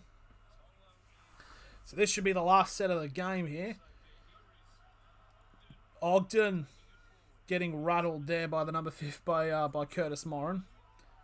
That was a forward pass, and yep, it's going to be forward, so it'll be change over 20 seconds on the 20-metre line.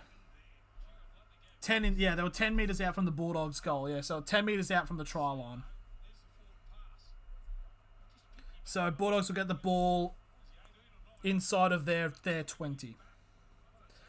As they've got 27 seconds to go, it'll be a scrum feed. So scrum feed. And there'll probably be like 1 or 2 tackles. Ref, are you going to stop the time? The Bulldogs had the scrum set for about 10 or so. Oh my god. Oh, what the hell? Moses and Burton. It was a charge down by Parramatta. Burton went for a kick and Moses ends up with it. Now Burns just charged at him and has dropped it. The siren has sounded. It's half time, but there's massive pushing and shoving in the end in the Bulldogs goal area. We have to look at this. So it's a scrum feed. To get it out to Burton, Moses immediately blocks it and gets the ball. And then, okay, let's have a look. Marnie passes it to Burton. Burton kicks it. It's charged down by Parramatta, and he just goes into the end box laughing, and then Burton just shoves him over, and the ball goes out. But apparently he's saying it might be a penalty to Parramatta, or no, penalty to the Bulldogs. Yeah, there we go. It's penalty Bulldogs. Oh, Moses was offside. Yeah, it's not a penalty try. It's a penalty to the Bulldogs because Moses was offside. Oh yeah, Moses was jumped about a second or two before the ball was out of the scrum. So that's why it's a penalty to the Bulldogs.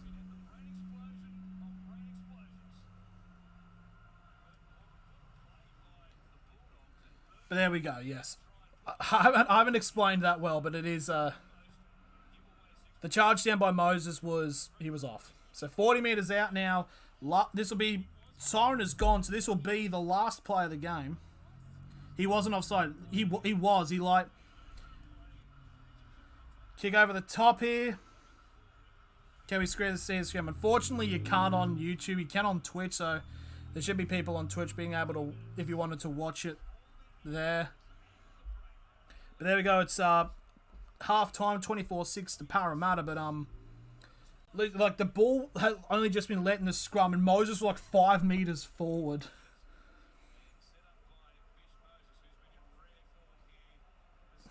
Yeah, so Moses was offside by a considerable margin, but it was still funny.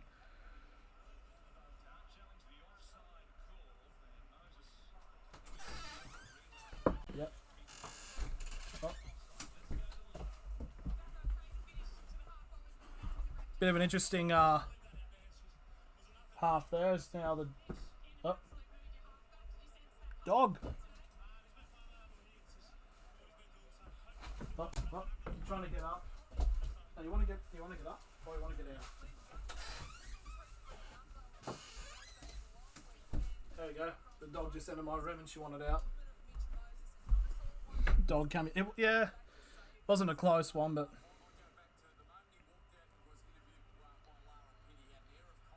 here we go. Bit of a interesting half, to say the very least, from both sides, from both teams really. Just what can you do about that? It's but yeah, Parramatta have just been the better side. I mean, Bulldogs have had their chances. It's just they haven't been able to really make much use of them. But yeah, Moses knew he was off. That's why he didn't put the ball down. I mean, if he wasn't offside and he just was like, that would have been very funny.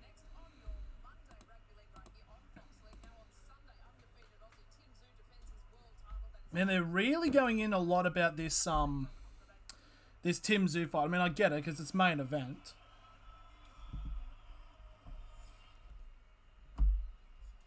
Because obviously he's fighting in the Gold Coast, defending his WBO title. But yeah, so I'm just gonna fill this up and we can try to dissect what happened that first half. So it will be.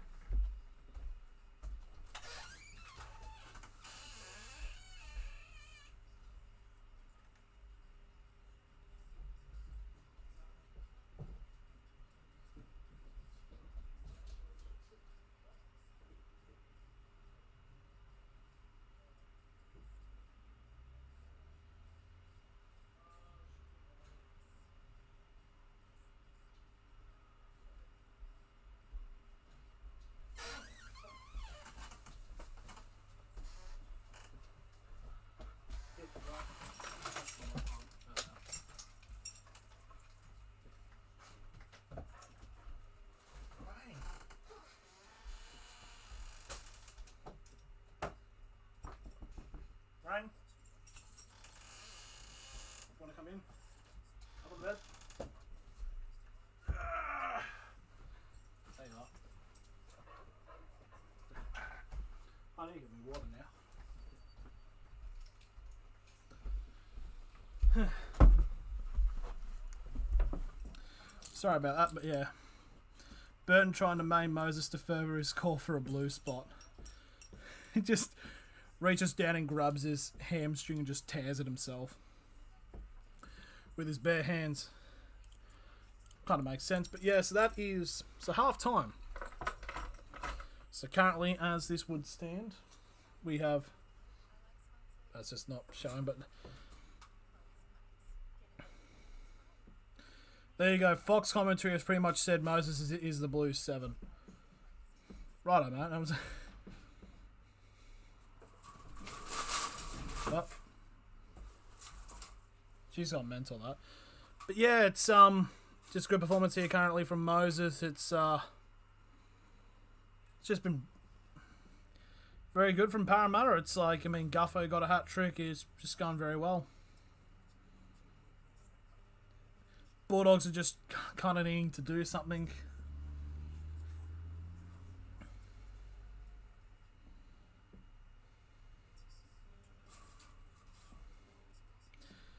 It'd just be nice. I think it'd be very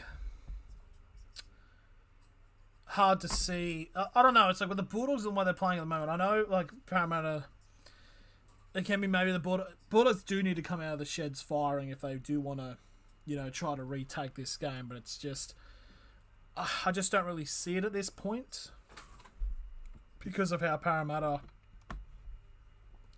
are kind of going. I know the Bulldogs did have a couple of chances where it could have been a bit closer, but it's just not really looking all that good. Hello, Walnut Hills. welcome, welcome to this this stream, whatever it is.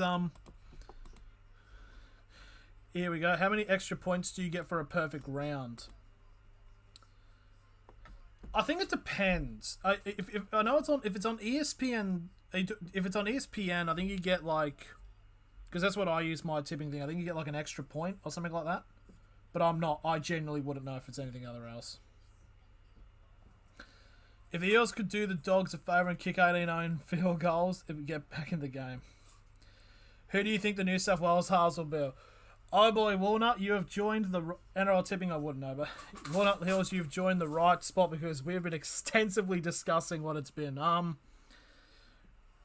think you can very much make a case now that Moses is probably the most likely to be the 7 now for Parramatta. For Parramatta, yeah, it's like first rule of this chat, don't, because there's been a massive discussion. There's been wars waged over the discussion of who should be the 7. Here's a better question. Should Lua actually? That's actually a really good question. I can ask the poll during halftime.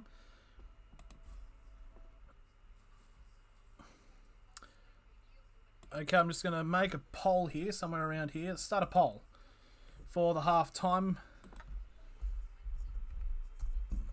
Will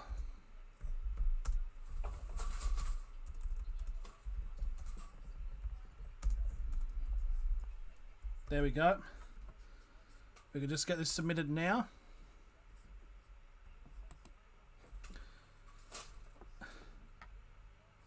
But in Reynolds will be in New South Wales half. They need a steady hand to steer the ship. Gutho making Moses look. It's just started an absolute war. Should be Hines 6 and Reynolds 7. So here we go. There's a question. Will Jerome Luai remain the 5'8"? Currently 5 votes all immediately. And it's currently a 3-2 split with majority saying yes, he will remain it. I feel like it also kind of needs to figure out who is going to be the 6 as well. No, he won't. It's gonna be hard. Just so many questions going into whatever the blue selections are going to be tomorrow, which is going to be he needs to stay. There's a lot of arguments for and the against. So, just looking at current stats, this is interesting actually. The Bulldogs completion rate 19 out of 21. Eels 16 out of 20, so they've had the least amount of the completion rate, but have done a lot more with their actual completions. Jerome Luai did nothing really wrong in the first game. That is true. You can't play too well without Cleary, I don't think, at least. You like seeing us go toe to toe in the chat, take it.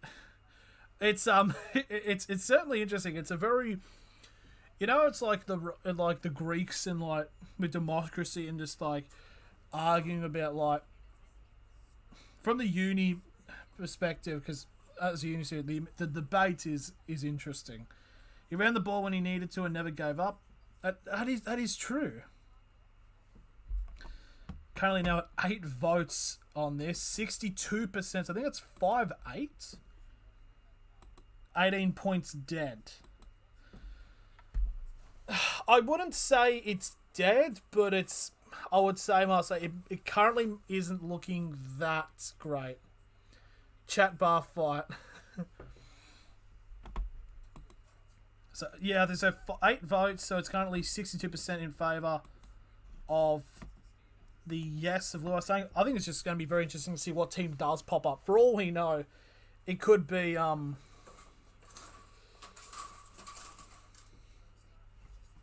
you right, Rain? She's waiting for Dad. Dad just went out to go down he went down the street. It's just... This has been... I will say, this has been arguably probably the most eventful chat, I must say, of all the streams that I have done. This has been the most eventful.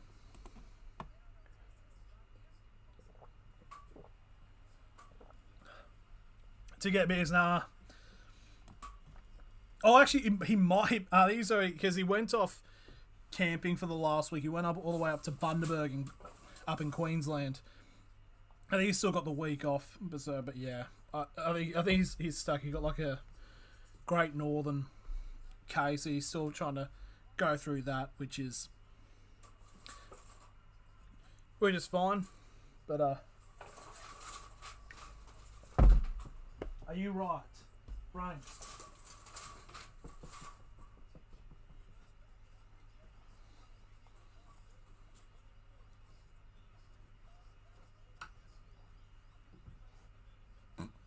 Oh, she likes biting the wood. Rain, you want to say anything?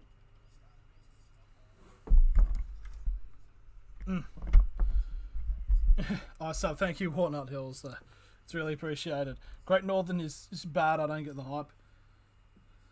You're just a bunch of casuals arguing with us game-hearted old nuts. It's like what's the thing of like like when it comes to NBA debates, the old heads. Rain is always entertaining. It's like, yeah, it's... The scary thing is about it, like, she's like a fairly sizable dog. She's only 6 months, and apparently she's going to get a lot bigger. I'm a dog supporter. We couldn't get the win in a brothel with a wallet full of 50s. Yeah. It's weird. It's weird how this game will probably go down. It's just... Trust these arguments always happen with the same people. It will end up. If the arguments are like this for just the Bulldogs Para game, when it's game 2, oh boy. I just realised as well because Rain actually did a bit of a kind of like a dog of the week. It was just some random thing from like this week's tip, and she did get it right actually. She said Manly to beat the Dolphins, and Manly killed them, so... Hey.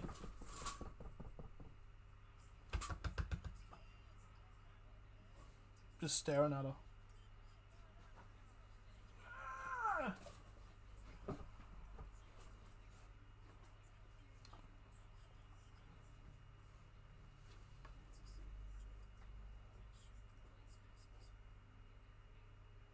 I'm scared she's going to jump on me.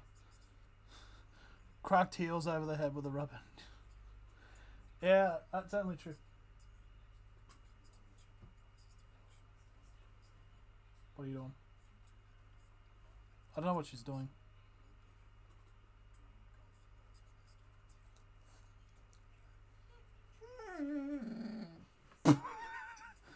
What's up?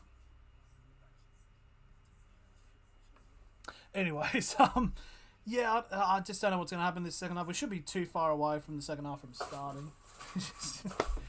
Oh boy, I don't actually even know how loud that even is, but it's massively loud. But we shouldn't be too far away now from the second half.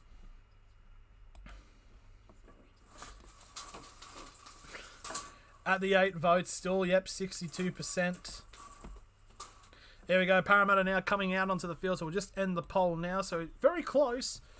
But overall, just about the average is saying that Parramatta, for Moses, not Moses, but Luai could be still the 6 for New South Wales. And now Parramatta now are coming out onto the field now for the second half.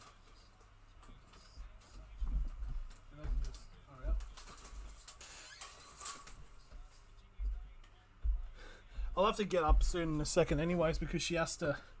Because when Rain comes back, she's... What is the problem?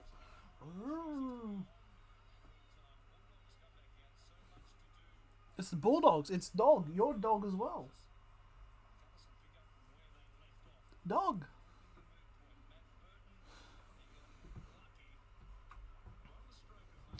Okay, just about... She's biting the wood on the table. Okay, now just waiting now. So the Bulldogs will be kicking off. They'll be running screen left. And Parramatta will get possession of the ball. So just waiting now for the whistle to go and we can officially start the second half. We're not behind on KO. There we go. We're just waiting. And there's the whistle and we are underway for the second half. I just want to make sure, yeah, because it's saying on here that we're 2 minutes in front. But there's the first hit up there. Just going to make a quick refresh here just to make sure that it's on here. So second tackle. James just making up stories, I swear. I don't read anything saying Moses. I think the timer has just gone in front, but anyways, yeah. So fourth tackle now for the Eels is now number 17. I think it's Makatoa. It is Makatoa. Last tackle, 45 away from the try line, will be for Parramatta. They'll shift it back to Moses, and Moses will now take the high kick.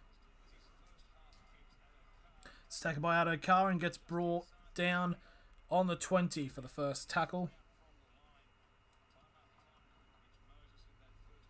Just wait for it to say that, oh yeah, we are definitely behind.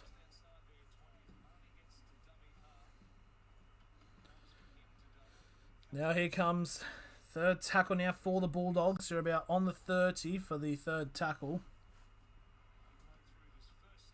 Passing it out to the right-hand side for him, as that is Karaz. Karaz doesn't really act as much as a winger, does he? He's mostly like really in the centre. Out of the left-hand side now, the Dogs.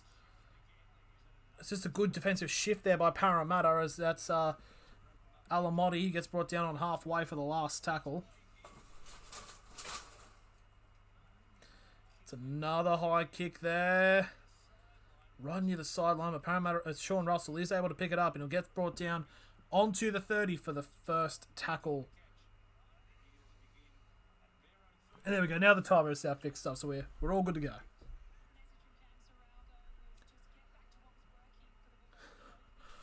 So apparently Lara Pitt talked to Cameron Ciraldo, and he basically said for them to just go back with what was working. What about a Hines-Moses combo?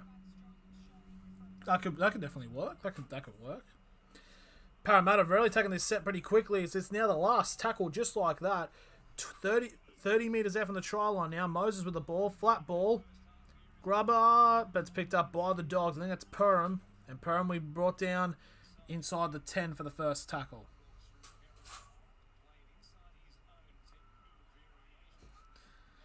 Just want to give it, just has a RC.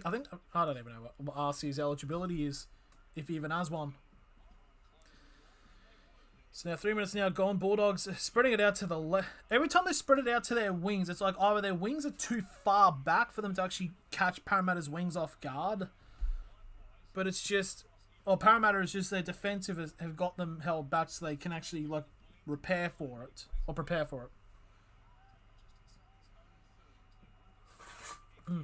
Can't have a 7-7 Hans combo. To an essence. Oh, early kick there by Marnie. Don't think it was saying it was a charge here by the Bulldog, but Parramatta. But Parramatta end up with the ball 40, right just shy on halfway for the first tackle. There's a bit of a roly-poly there by Bailey Simonson. And in comes Sivo. I just realised Sivo shaved his head. Hines-Moses combo equals train wet wreck. I mean, couldn't be worse with whatever the hell's happened. For the other options. So Parramatta spreading it out now to the right-hand side.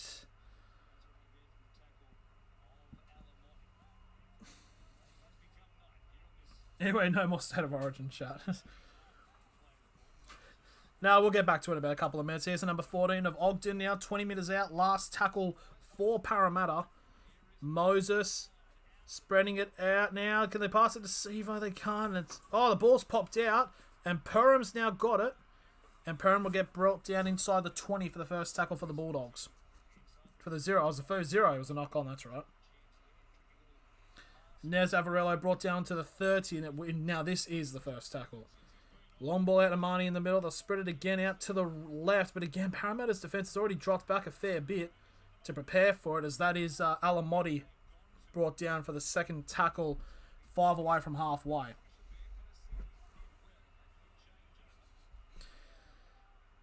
Now, King will get brought down onto halfway. So third tackle here for the Dogs, as we're now about 5 minutes gone in this second half. Flat ball to Ockenbaugh, and Ockenbaugh gets brought down 35 away from the try line now. Fourth tackle. Bulldogs will send it to the middle now, Marnie. Long balls out to Burton, and again they'll try to attack the left-hand side as Preston Tries to break through and he's now 25 out. Last tackle for the Bulldogs. Spreads it to Burton. Burton with a high kick. Ockenball's chasing. Ockenball tries to beat Sevo to it, but I think it was touched by Ockenball and went forward, and Gutho's got it, so it'll be, I believe, a 0 tackle on the 15.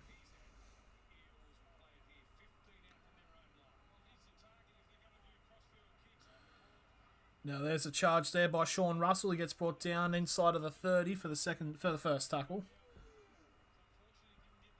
I wouldn't be surprised if Fittler went with a Reynolds-Walker combo. I'm fairly certain. I don't know if Walker is still injured, but I do remember something like last week saying he injured something or something like that. So I'm not too sure if Walker's actually eligible for game 2. But who knows? Well, all we'll find out on tomorrow. Oh, big knock on there by Parramatta, but it's also a big hit as well. So it's number 18 there for Parramatta as RC loses it.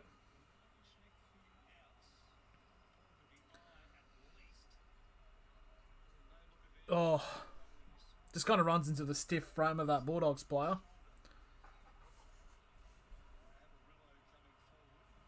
I don't know what this dog is doing. Freddie likes Moses, so he may get picked. Could be also true. So Dejan Arce there, 2 try assists, a line break assist, and 42 run meters. Not bad for his first game. Not bad at all. So Fittler better get it right. His job depends on it. That is definitely true. So scrum feed now on the 6 from the Bulldogs here on inside of the 40. And the Bulldogs will fling it out to the right hand side where they had literally only 2 players and they had about 6 on the left. What team did Dejan Arce play for before? I believe it was the Cowboys. They said. I think it's what commentary said. Is who he came from before. Second tackle just shy of halfway. Now the Bulldogs going to spread it to the left hand side. Burton to Preston. Preston trying to break through, but he'll get brought down on Paris 40 for the third tackle. They're getting the short left hand side. Burton. And Burton's lost the ball. It's gone backwards. Still play on. Alamotti with the ball. Trying to find something to do. Ockenball's ended up with it, and he gets good slamming tackle there. 25 out, 4th tackle. Now passing it out again to the left. Burton to Preston. I think I've said Burton to Preston about 50 times tonight. Now they're switching it off to the right. As Avarillo. So to the number 17 there. Bulldogs, Burton almost there. And it's a one-on-one. What? Saying tackle's complete and it's a penalty to Bulldogs for a strip. But I feel like the momentum was clean. But there we go. Yep, Parramatta are instantly challenging that.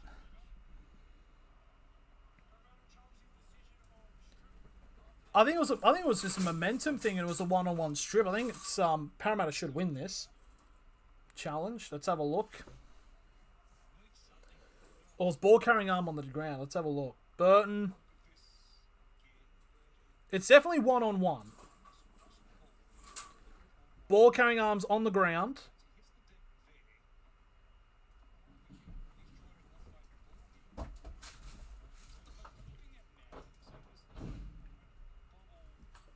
Yeah, I don't know what this is going to cause him to be.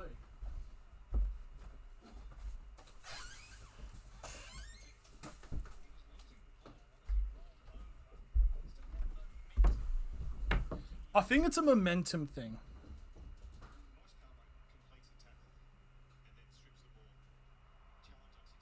Okay, so it's a tackle and then he strips it, so it is a unsuccessful penalty to Parramatta. I mean, unsuccessful challenge to Parramatta.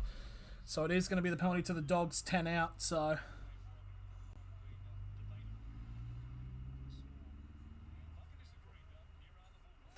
So 5 out now for the Bulldogs for the first tackle, and it's a set restart. Preston very close to the line here.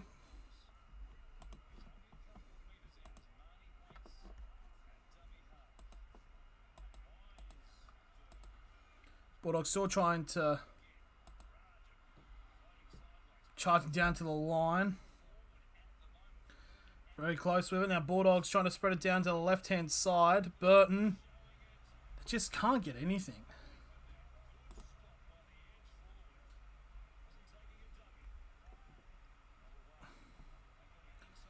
Just trying to do that.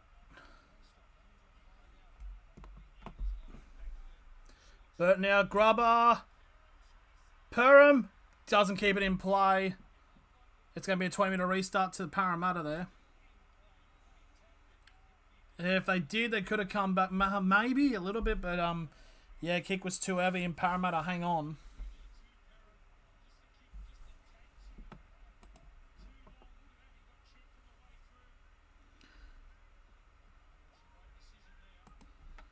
Yeah, yes. Yeah, I was just a little bit preoccupied with just trying to get rid of that, mate. They really should have taken the 2. They probably would have gotten to the 18 points. They kept going, oh, Sevo running with massive charge right on the halfway for the second tackle. And here comes Parramatta with a really quick set play. They're now 35 away from the try line for the third tackle. But yeah, I feel like if the Bulldogs need any way of actually winning this game, they need to score the first points. But the way it's looking at the moment, not looking like it's going to happen. Marnie just gets bumbled over here. Parramatta still going. Trying to spread out to their left. To their right, sorry. Still going. As Russell gets brought down with it.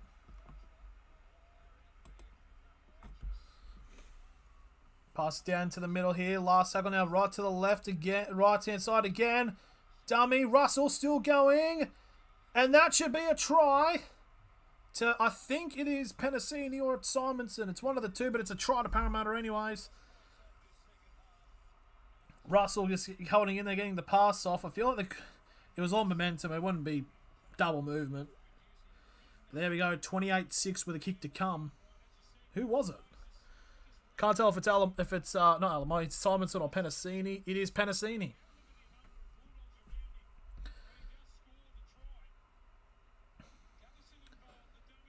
It wasn't even Russell. It was Bryce Cartwright who gets the pass in for Penasini there. But Penasini goes over. And now 29 minutes remaining. It is 28-6.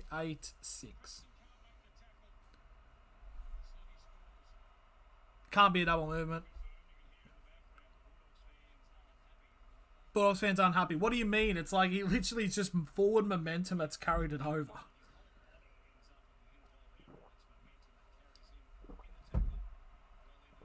And Bulldogs fans are appealing that it's a double movement, but wouldn't be surprised if it was a double. Nah. Penasini's whole body was like in the try area. It's like his body bounces and then it moves over. It's not a double movement. It's alright, Bulldogs. You'll say, oh, they were robbed.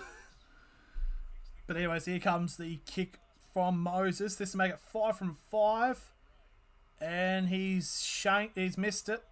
So he's not going to be perfect. But it's 100% a try.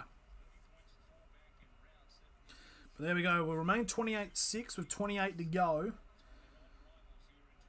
And Parramatta now needing a bit more. I don't think 50 is going to happen. It could, but I don't think so. I don't think 50 could happen in this game. I mean, it could if Parramatta get another try and like the Bulldogs just give up, then maybe, but not too sure. There's a kickoff there by the Bulldogs to restart the game, and that's the number 17 of Makahesi Makatoa who gets the hit up. It gets dragged back almost to the goal line here for the first tackle. Here comes another charge here as Andrew Davey gets to the 10 for the second. Bulldogs need to score 4 converted tries to take the lead. So it's a very good situation here for Parramatta. Unnecessary camera angle there. So 4th tackle now on the 30 for Parramatta. Going out to the right. Carroll gets. I think the score will be Bulldogs 16, Eels 46. It's kind of looking like it at the moment. So now here comes Perham with the ball from the Parramatta kick, and he'll get brought down on the 15 for the first tackle for the Bulldogs.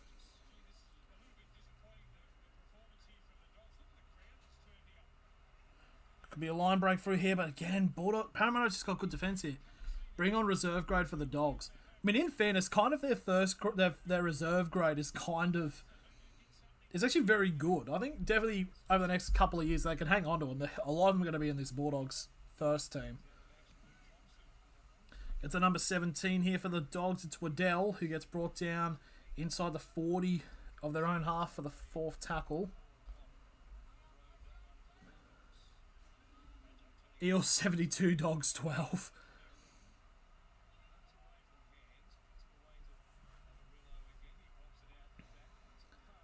Well, it's still just got the ball. They're not really doing anything with it. They finally enter Paris half now. 45 out, last tackle. Ockaball going there as hooker. Here comes a Burton bomb. It doesn't even look like it goes any higher than any other kick. I don't know. So it might have been Sean Russell there as a Cartwright. No, it's Russell who gets brought down the 15 for the first tackle for Parramatta.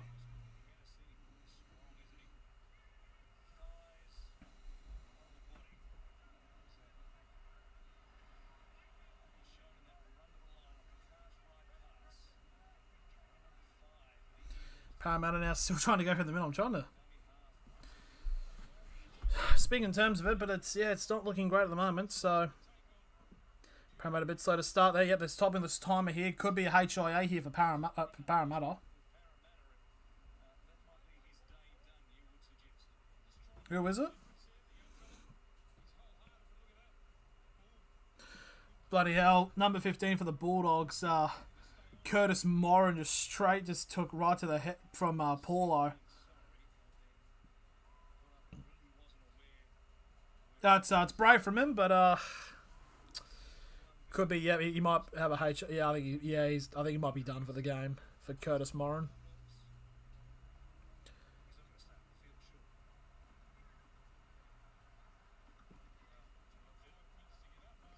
I guess not, but I guess he's still playing. So there you go. Paulo now takes the last tackle. He's 45 out from the try line. This will be the last tackle kick. Moses now. Another high one will land around the 20. Batted backward by Parramatta. Try to bat it back by Parramatta, and it goes forward about 50 or so metres. Bulldogs here. Breaking through the line. Who is that? That's a very good run there. It's the number 14. It's Khaled Rajab.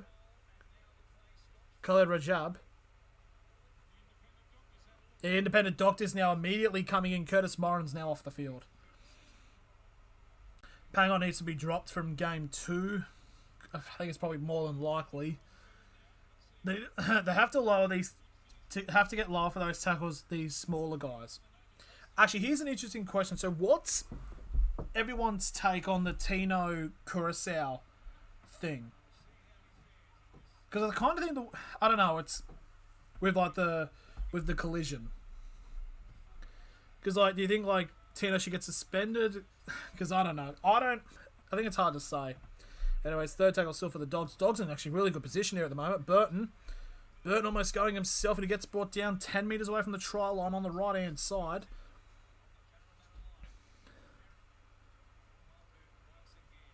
Ola Apu, Burton gets brought down about 2 metres from the try line now. Last tackle for the Bulldogs. Spreads it out to the left. It's a high kick. Oh, the ball's gone backwards, and it's going to be grounded by... Well, it's touched by the Bulldogs knock on, so it's a 20-minute restart now for Para. Stirring up the chat. Yeah. Tina was a dog and she get back under the house. Grub. I think it's a bit of a hard one, that. About, I don't know, I can kind of see both arguments. Uppy felt uppy, he has to change his tackling technique. That's the other argument. It's I kind of see, but I don't know, yeah. Did Tino get named for Game 2's team? I don't think I saw. I mean, I saw like the overall team, but I didn't really look into it. Tino's been named, right, for game 2 for Queensland. Just trying to confirm it or not. Anyway, it's 35 out now for Parramatta. Don't know what tackle it is. It's the 4th tackle. They're still going now with an offload. So number 15 for is Brendan Hands. Cook should always be New South Wales number 9. Definitely agree there. Grab a kick here from Parramatta on the last. And Perham gets the ball. It'll be brought down just inside the field of play for the first tackle. And now Parramatta are just going to have the Dogs right on their own line. Offload here, Burton. Bulldogs just don't know what to do. Burton now brought down still inside the 10 for the second tackle.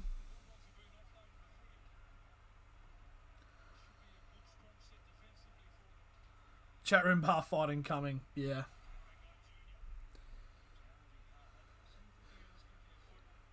Next I'll be asking about, what's your opinion on the new referendum? Oh, grab a kick over the top here. Sevo will get it. The bounce, not that bad. Oh! 1-on-1 strip! That is beautiful, that there by the number 3 for the Bulldogs, Avarillo. Oh, I love me a 1-on-1 strip. If he saw on Thursday, that was about 2 and 10 seconds, and I lost my nut. It's amazing, that. Just a good 1-on-1 strip. So, 30 out now for the Bulldogs on the 3rd tackle. Now it's against the number 3. Avarillo. Perham. Perham's run through the gap. Perham gets it down.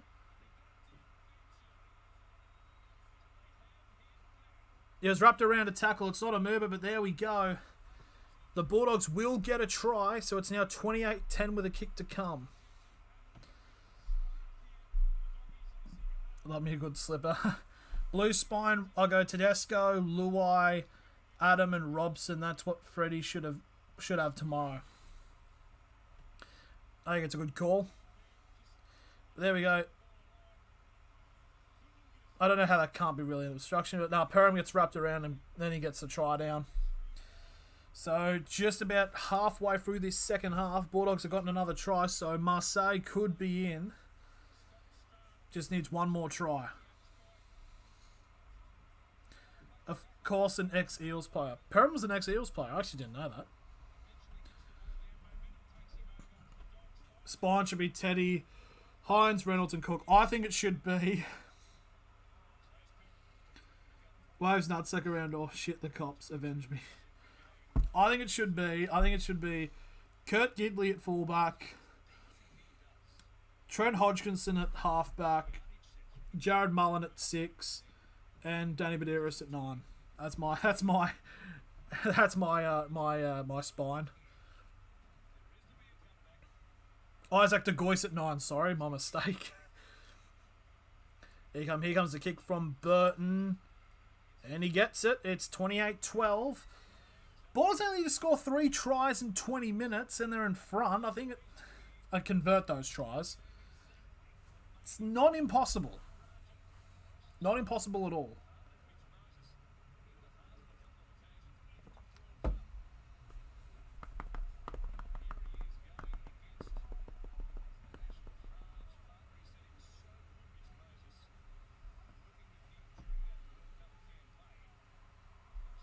Okay, here we go. So, Bulldogs, timer stopped. Exactly 20 minutes remaining.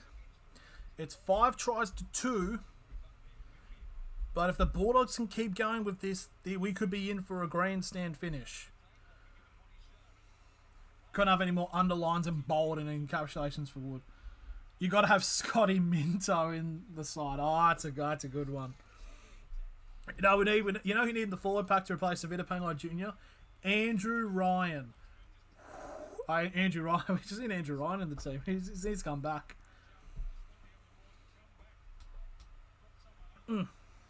Bulldogs now trying to get to the left-hand side here. They brought down 3rd tackle just shy of the 40. Preston now with the ball, and he gets run from dummy half, and he gets brought down just shy of halfway. 4th tackle. Bulldogs now trying to spread it to the right. As it's Rajab. Gets brought down on halfway for the last tackle. This is where you need a Burton bomb. Isn't a Burton bomb. Real score prediction is 36-24 to Para. Yeah, I can definitely see it. And there we go. There's Sivo taking the first hit up in this set, and he gets brought down to 20 for the first tackle. So now just about getting into the business end of this match. Just got word from the Dogs dressing room. Lamb and Mortimer are sliding on the boots. And I've just heard from Michael Cronin, and Michael Cronin's also getting the boots on now for Para after that announcement. So halfway, fourth tackle now for Para. Trying to go up the guts there, I believe. It's Hopgood. And this will be the last tackle, 40 metres out from the try line for the Eels. Just a kick over the top. Perma ends up having to grab it, and he'll go to ground, keeping the ball inside of play.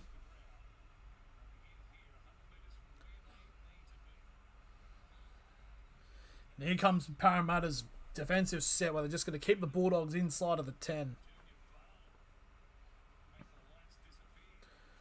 Burton breaks through a tackle. Still going, but no support around him as he gets brought down on the 20 for the third tackle. 17.5 to go.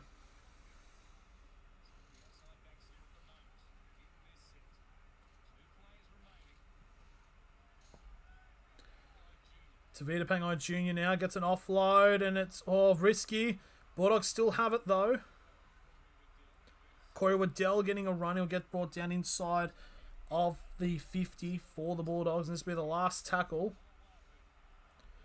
Burton now with a kick right to Gutho, and Gutho will take it inside of the 10.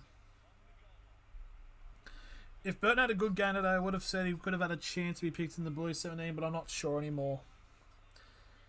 Could be the case there. Now, Gutho gets brought down inside of the 30 for the first tackle. Now, is that Sivo or Makatoa? It's Sivo getting onto the 30 for the second tackle. Big old hit there on the number 16 of Dory. Onto the 40. Dory 40. Just a more lyricist. Right on halfway now, Junior Paulo for the fourth tackle as the camera's looking at Avarillo. Pickle juice, apparently. Oh, but Parramatta could have broke through here. If they get a pass off, if Cartwright got a pass off there, they could have been through. But anyways, last tackle, 30 out on the far right-hand side for Parramatta. Moses with just a toe-up kick around the 10. Knocked forward by the Bulldogs. Parra will have a set restart now. Go ahead, team, please. Marseille waiting with bated breath. It's a zero, so this will be, it was a zero tackle the previous one. Now 10 metres out. First tackle now for Parramatta. Parramatta now going to spread it to the right, as that's the number 22 of Luca Moretti trying to burrow over.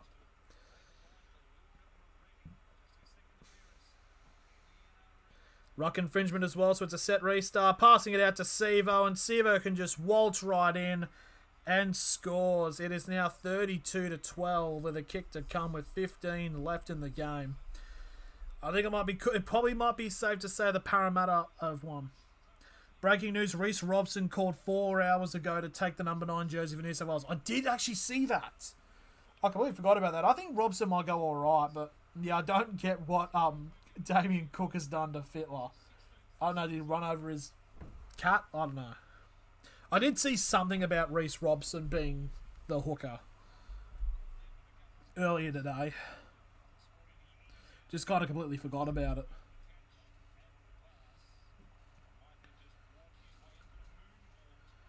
What has Cook done to get dropped? I genuinely have no idea.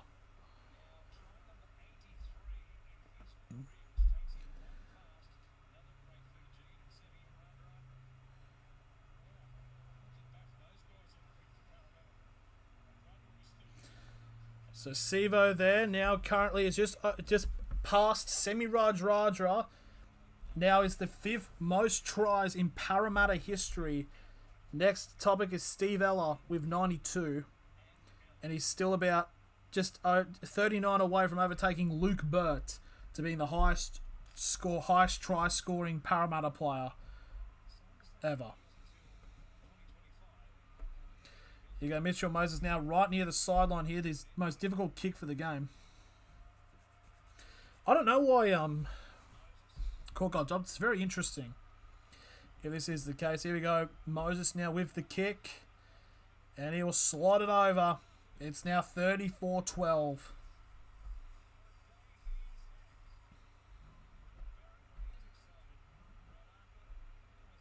Trent Barrett. Wait, what? Oh yeah, that's right. Trent Barrett's what? Trent Barrett's, is he the assistant coach for Para? I know Nathan. I think it's like Nathan Brown is something to do with like, or is he some like youth thing? It's either youth or is he assistant coach for Para?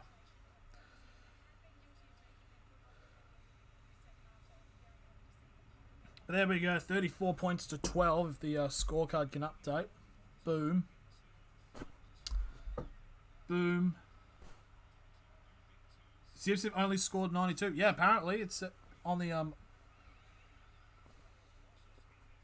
There we go. Oh, it did it. Stream, perfectly timed stream moments. So yeah, Parramatta as it stands now will be 9th place, just 1 point behind the top 8 because of Manly. Parramatta now starting to charge through as Moretti now gets to halfway for the 3rd tackle. Now getting it off to the right as Paulo gets brought down in on the Bulldogs 40. Passing out to the right. Preston's playing well. Yeah. I generally think you could probably make a case of Jacob Preston being the best player for the Bulldogs this year. Bit of a smoky, but I think it's good. So it looks like the chat agrees. Art the Clown with some tomfoolery. we do a little trolling.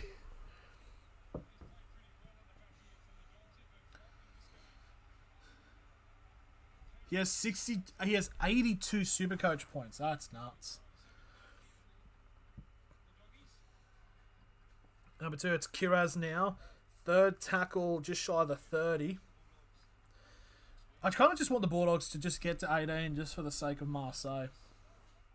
12.5 to go now. 4th tackle, Bulldogs on their own 40. Pangai Jr. Gets a pass out. No one wants to grab it. They do end up grabbing it at some point. Bit of an alright run there. So 45 out. Last tackle for the Bulldogs. High kick by Burton. Oh, here's the bomb. Oh, Gutho just takes it.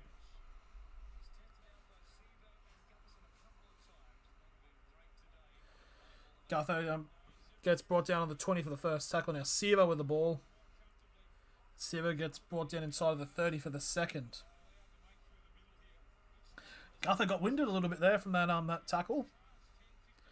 Now inside the 40 now for Para on the 3rd tackle. We've got 11.5 now remaining.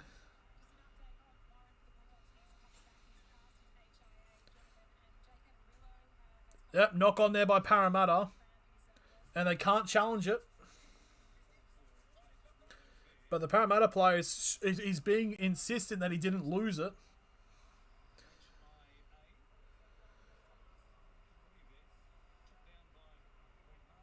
Oh! That was just a straight up pop out by Tavita Pangai without the looking of the referee. It was behind him. He just easily just pops it out. But because Parramatta don't have their challenge, they can't challenge it. So official attendance for the game tonight, 33,000, just over 33,000. That was kind of a poor pass there, I think, but Carraz has got the ball. So 30 out now, first tackle for the Bulldogs. Gets it down to 17, it's now Waddell. Close now for the Bulldogs. Flick ball out, Preston, and it's intercepted by Moses. They just need to stop with the ridiculous offloads. I remember watching when the Bulldogs played the Tigers ages ago. They just kept doing offloads when they didn't need to. Here we go now. The final 10 minutes of the game is officially now started. Bulldogs need to score. Parramatta need to score 3 tries and convert them to get to 50 points. Or just need to convert 2 of them. Now Parramatta now just shy of halfway now for the 4th tackle. To the 14, it's Ogden. And Ogden will get brought down 35 away from the try line. Last tackle here for the Eels.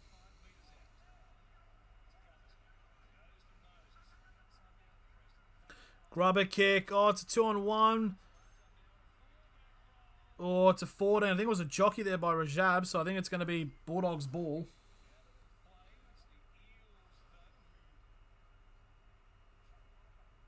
Oh, did Rajab touch that? No, he didn't.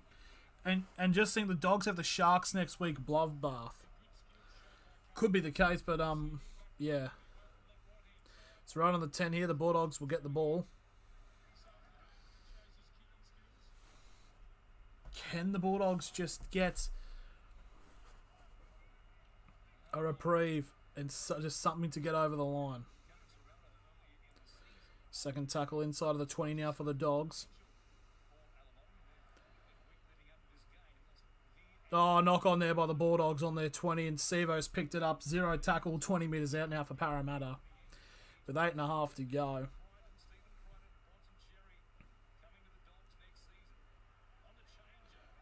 Bulldogs now getting to the pass. Flick pass out. Preston! Preston is running!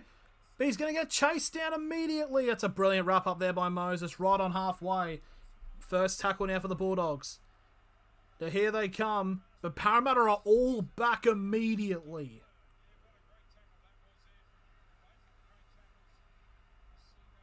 What the? Sevo, what the hell? Sevo just like picked up and just like slamming him into the ground. Okay, Cronulla now. Call Cronulla now and tell them we have COVID. Could be the case. Passing out wide out to the left, the Bulldogs. Addo gets brought down 30 out from the try line. 4th tackle. Pangai Jr. now going to the left. And they pass it out straight to nobody.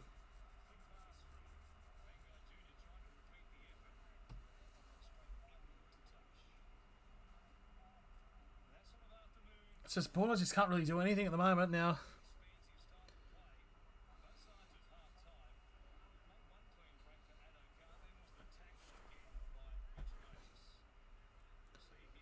Problem is that, yeah, Alamotti just tried to pass it out to the wing and he just couldn't see anybody. So under 7 minutes now remaining as Parramatta now start to get more metres.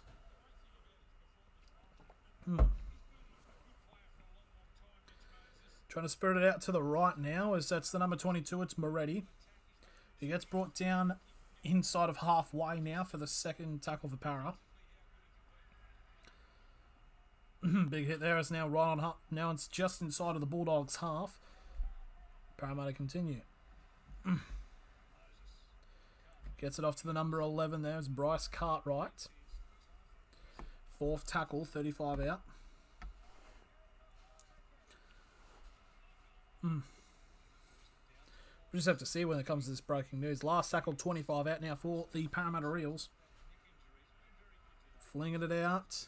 Oh, it's just got a bit of play here. Gaps open up. Sevo just dives over. You ain't just going to stop him with that momentum. And there's the try.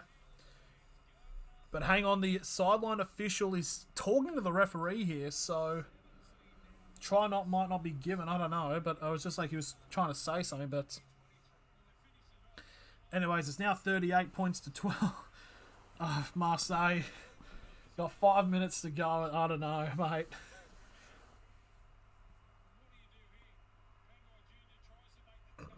But Sevo just running rampant. You're just not going to stop him.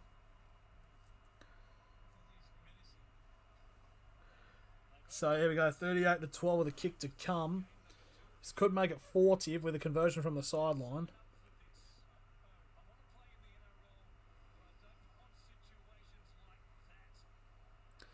There we go. Micah Sivo now with 17 tries this season. He's now 3 clear for the most tries, which is a 3-way for 14, which is Campbell Graham, Jermaine Osako, and Dominic Young.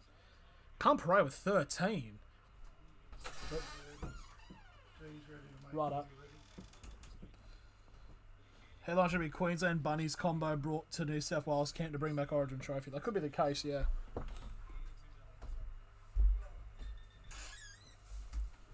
Oh, hang on, they're reviewing it. They're reviewing the try. What's happened here? Is there an obstruction?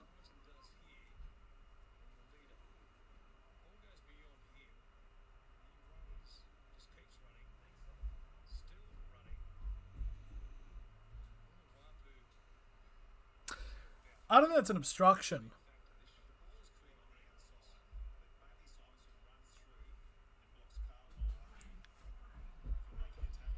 Nope, Simonson has run in. They're saying it's an obstruction, so the try is going to be taken off him.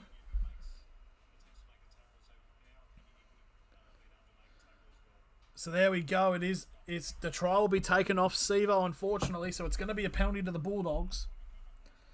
So Sivo will just only be 2 in front in terms of the try scoring tally instead of 3.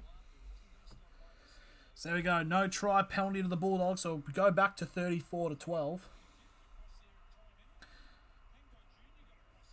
And the time has gone back to 6 minutes on the clock.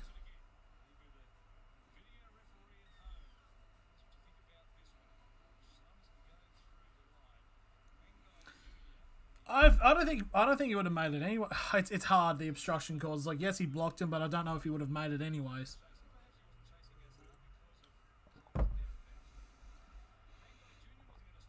Bangai Jr. now getting the first charge from the penalty. Just shy of halfway for the first tackle with 5.5 to go.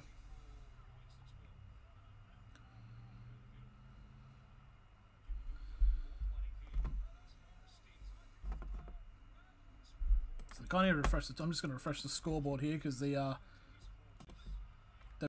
added back a minute or 2 back to the clock. Third tackle for the Bulldogs right on halfway. Right down the middle as that's the Bulldogs trying to get it done.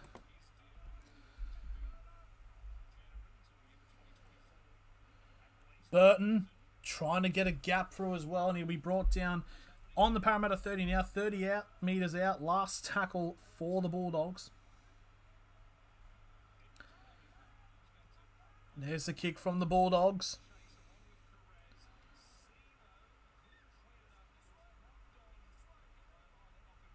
But it's knocked on by Ockenbaugh in the lead up to try to catch it, and it'll be a changeover now. Bulldogs are going to challenge it.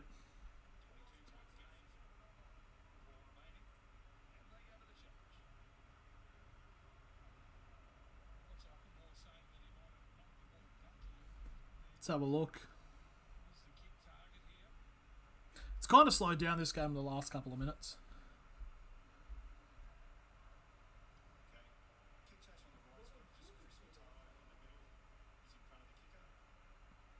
Ball was kicked high up. No shit. Does Ockenbaugh knock it forward or backwards?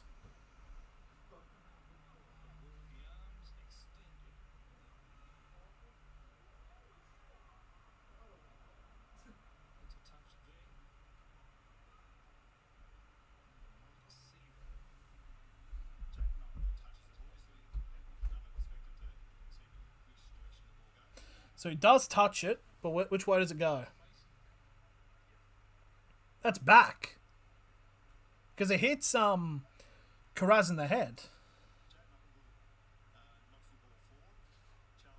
Okay, he knocks it forward. Yeah, fair enough. I just thought Karaz's head was kind of backwards, but no, it is. It hits Karaz, so it goes forward. So it is it is going to be just a ball to Parramatta.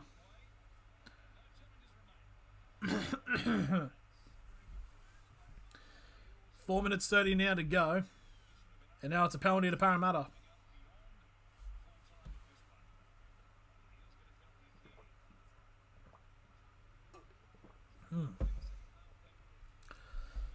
Oh, bloody hell. So here comes the kick now from Moses into touch. Ball going to just shy of halfway inside the Paris half. Probably about 2 or so more sets left for Parramatta this game.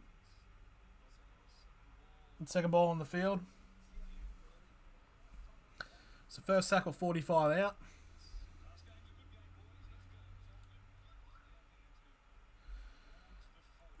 Ogden now with the ball now, 40 out from the try line, second tackle.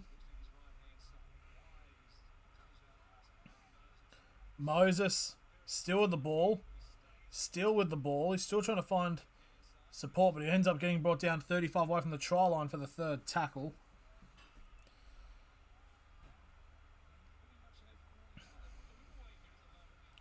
Now to the 17, Makesi Makatoa now, 25 out for the fourth tackle. We've got 3.5 now to go. Passing it out, trying to get to Sevo, and Sevo's just batted it into touch. So the ball will go out. And Parramatta can't challenge it, unfortunately. No, but was, yep. It was touched by Karaz, so yep, it is a knock. Yep. Karaz did, no, yeah, it was touched by Karaz. But no challenge, unfortunately, for Parramatta, so they can't make it. So 25 out. On the 25, sorry. Bulldogs get their first tackle. Not out, they're still in their own half. Second tackle. Bloody hell. I probably picked it up there. I think Karaz, like, I saw it, like, he just touches it. It's the tiniest of touches, but... Ockenbaugh now with the ball, and he gets brought down 45 away from the try line now for the fourth tackle.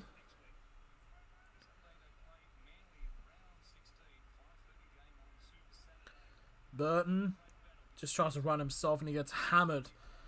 40 away from the try line now. Last tackle for the Bulldogs. We've now got 2 minutes remaining.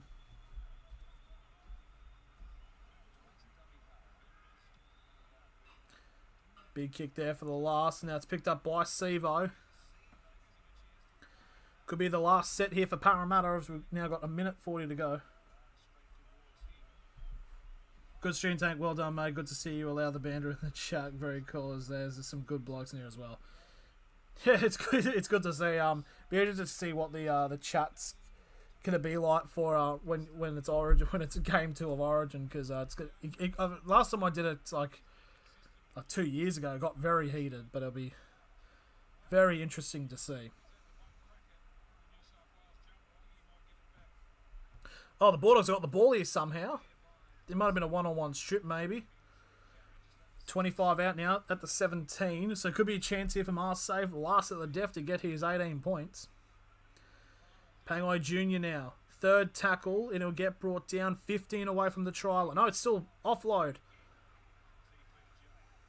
Burton with the grubber. Adokar! He's got it! I think he got his fingertip on it.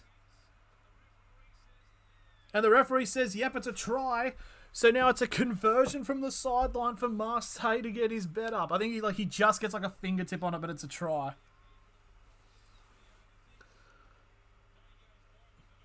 It was a good kick by Burton. Does he get it down? Yep. I think he gets a finger onto it. Oh, I don't know. They're going to check it. Not too sure.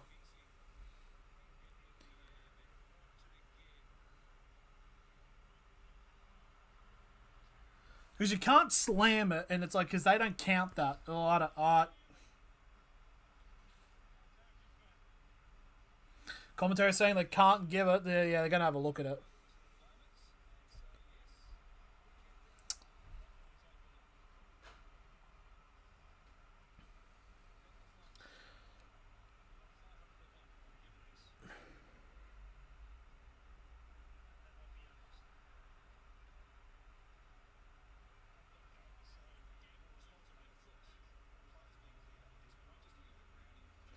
It's so hard to tell. If it was actually like a smooth frame rate.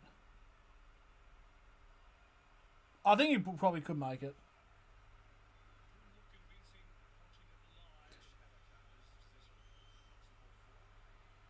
Knocks the ball forwards, no try. I mean, in fairness, it's like when the balls are grubbling, you just got to ground it. There's no control anyways. Yeah, but it's no try. So Parramatta will just run out the clock for the next 45 seconds.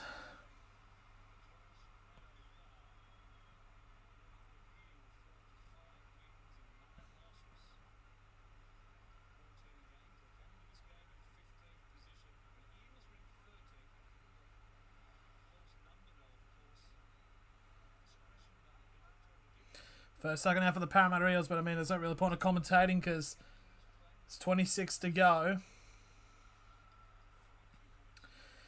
Now, Parramatta have been stop and start. That's been said throughout the start of the season. I mean, from this first half of the season, but when they needed to get the job done today, they've certainly got it done. 5 seconds ago, Parramatta now 1 point from 1 point from the top 8, and there we go, 34 points to 12. The Parramatta Eels will have won against the Canterbury Bulldogs. Important win. Wasted all the time. Yep, three tries there for Gutho. Big case being made here by Moses to becoming the Blues 7. Just got to wait till tomorrow to see what happens. But anyways, that is going to be the end of the stream. It's been a good one. It's been a very eventful one. Thank you all very much for watching, and I will see you when it's perfect 8 from rounds. Very close. Very close. Me, I got 6 from 8, which is not too bad. But there we go. Thank you all for watching, and I'll see you next. Well, tomorrow I've got probably my tips video for the next round, and we'll be streaming Friday and Sunday, hopefully. So we'll see you all then.